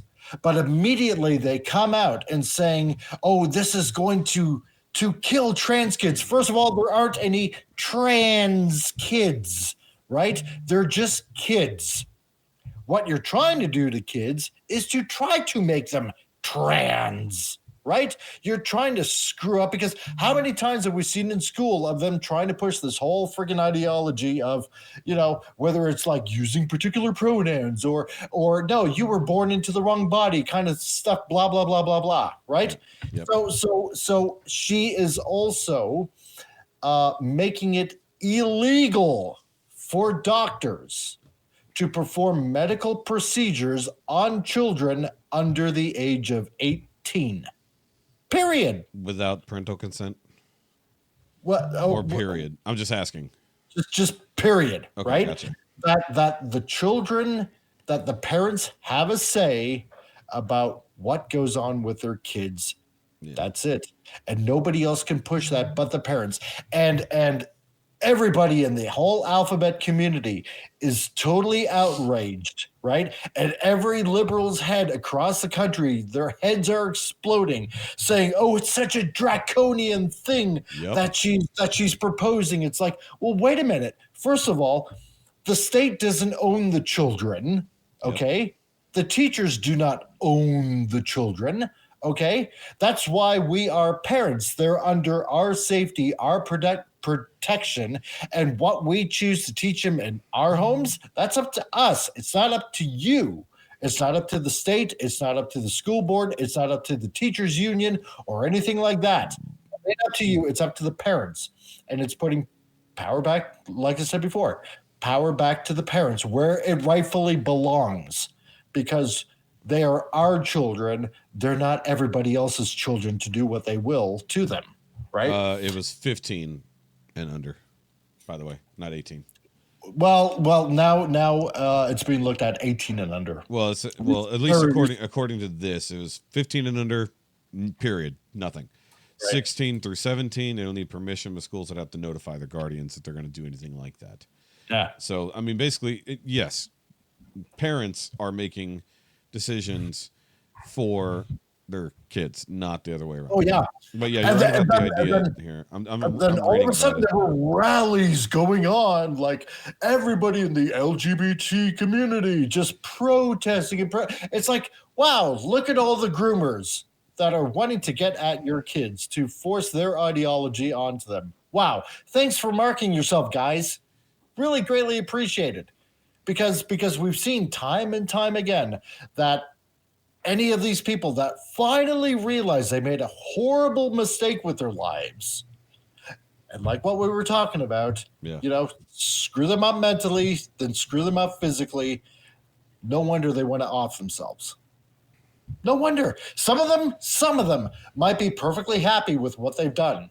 Okay, great.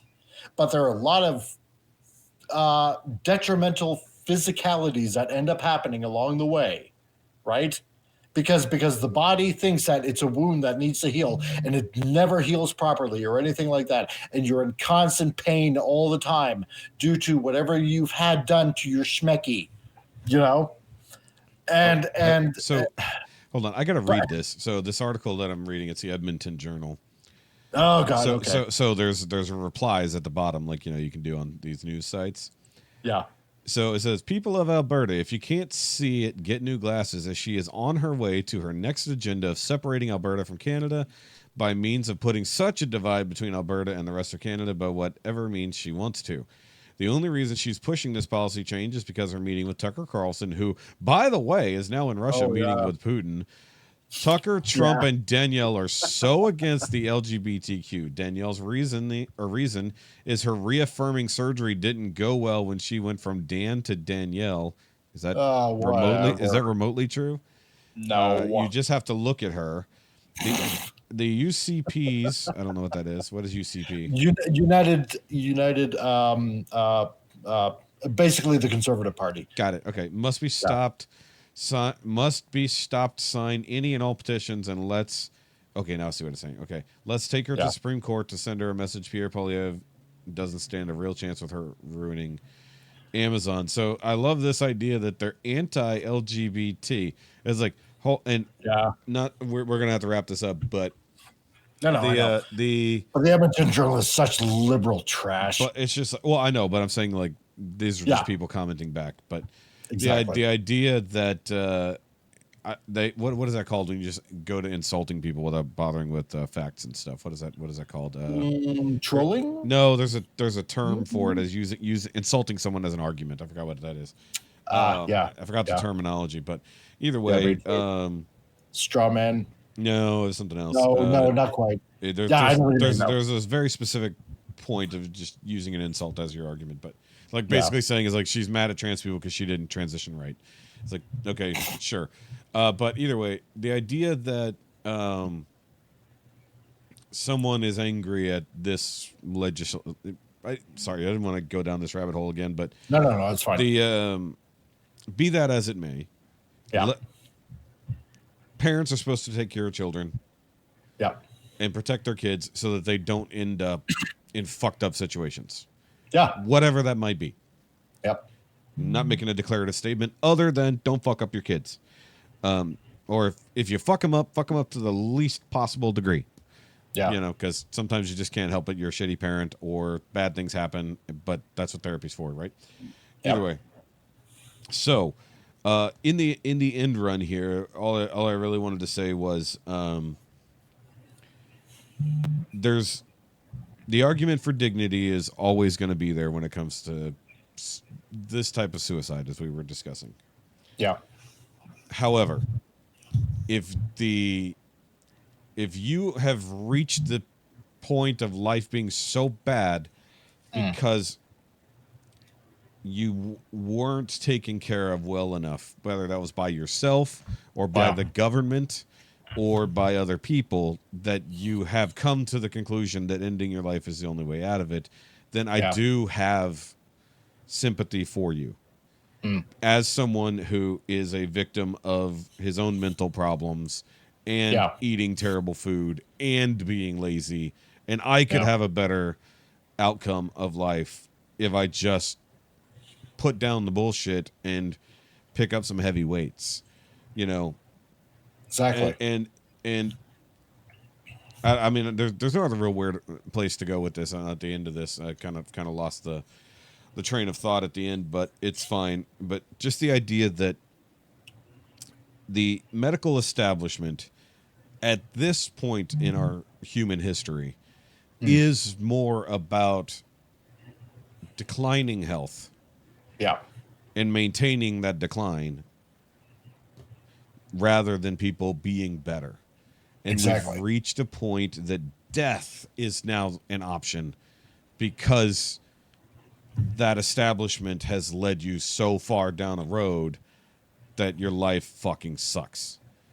Death is a business now. Death is always a business, you know, whether you're an assassin or an undertaker. But hell, that's why we got to save the climate so that we have enough trees to make more coffins for all the dead people. We need trees for all the dead people. You know what? Here's a punchline for you. Uh-oh. This shop that I'm at. Okay. It's like one of the shops built, one of the first places built in Carstairs. You know what this place was way back in the day when it first opened up? It was I think you said it was a not undertaker. What's the word I'm looking for? Funeral home or whatever. Undertaker, and upstairs is where they embalm the bodies. So that place is haunted as fuck, probably. Probably.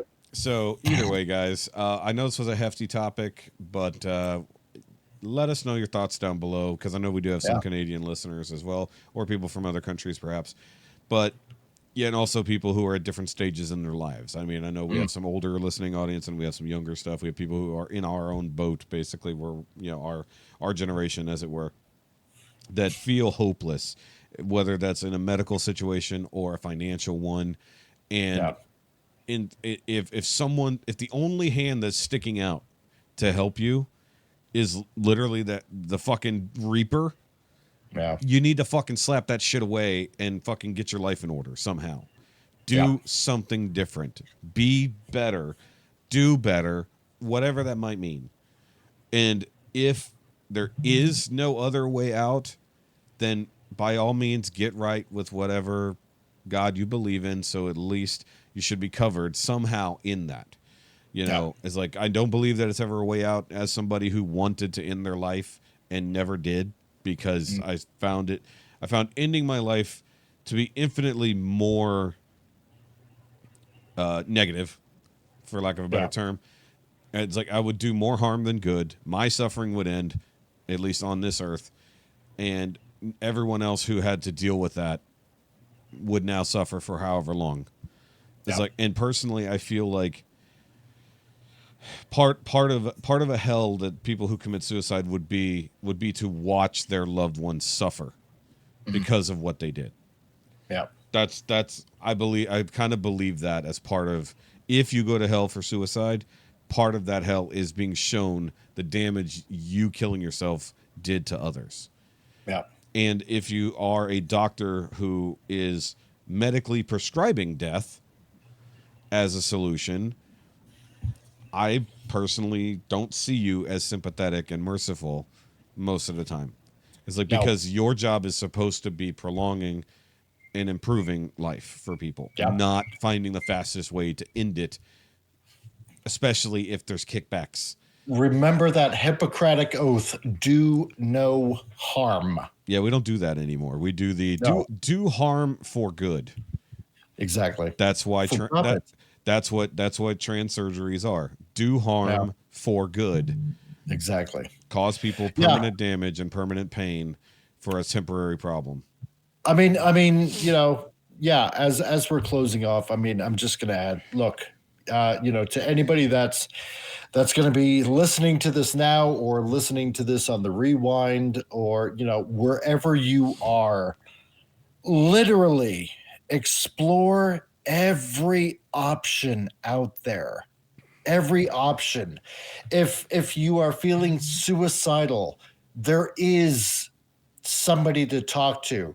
If it's not a family member, then it's a friend. If you don't have any friends, find a church, or a coworker or somebody. Even if it's, and I know it's going to sound wacky, but even if it's a stranger on the street, there is generally, almost always, somebody out there that will listen, somebody that will care enough to listen. And, if you know somebody that's going through a hard time, check in on them, phone them up for as long as it takes, to the point where maybe they're even annoyed by you calling, but at least let them know that, you know what, the reason why I'm calling all the time is because I love you, because you're my friend, or because you're my brother, my sister, my dad, my mom, my uncle, my aunt, whoever. Call them up and just say, look, the reason why I call is because I love you. I care about you. You're precious to me. Well, we're one way or another, we're all precious in each other's eyes, one way or another, right?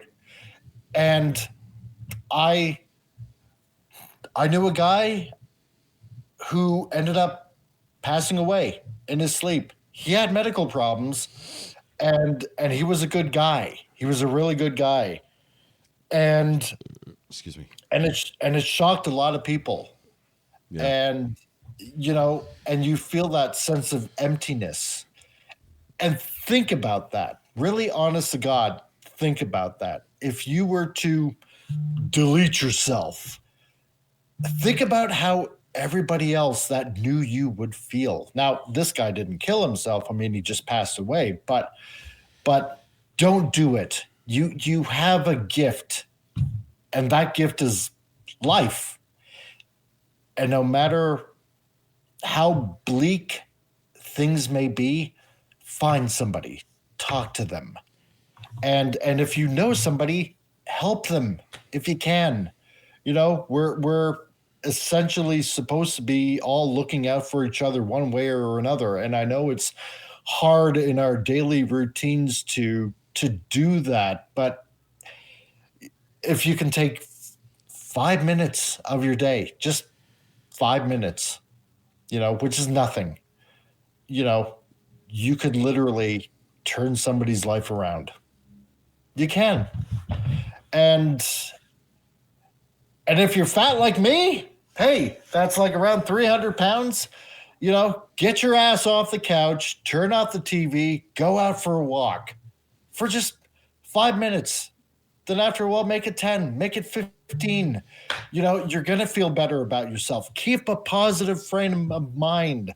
No matter how tough life gets, it'll help you. It really, really, honest to God, will. True. You know, don't give up. Just keep on keeping on. Keep buggering on. Exactly. As a great man may or may not have said. Speaking of which, I have a whole bunch of people messaging me right now, and I'm sure the wife is about to call. So let's go ahead and wrap this up here. So, guys, Thanks for listening. Leave us your thoughts down below or hit us up via the email, by all means. If you got a really, really long email that you want to yell at us about how stupid we are and offering yourself as the best thing you could possibly do with your life, then by all means, tell me what you think, Trudeau. But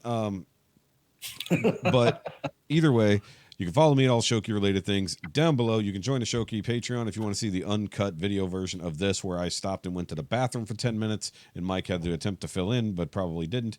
And then, of course, you can go follow Mike at all Comic Relief Crusader-y things. Are you streaming 2 days a week, or are you up to 3? Yeah, I'm doing 2 and thinking about a third one. So I got Titillating Tuesdays at 3 p.m. Eastern, noon Pacific, and same for Frantic Fridays, where we just like to end the week off with a laugh, because easing into the weekend, you gotta just put all that stuff behind you, right, and just end it off with a laugh. And just stay tuned for all news and reviews, whether it's in movies and comics and TV shows and figures and all that kind of goofy stuff. So, yeah. Because we actually had a trauma team in a hospital in Texas listening to the Friday shows, and oh boy, did it lighten their mood. So then they become regulars now. Oh, yeah? Yeah. That's cool. Oh, a whole trauma team. Well, tell them to come over here and listen to Naimia. I will, because that's why I plugged your channel the other day. Very well. Very good. Very good. Yes. So, yeah, this is not a live show because it would be too chaotic if we did. I mean, live shows are fun, but I don't know when we can't manage to figure out a recording time. Could you imagine trying to figure out a live stream time? Either way, guys. Oh my God. So we will see you next time. And with that, okay, bye. Bye.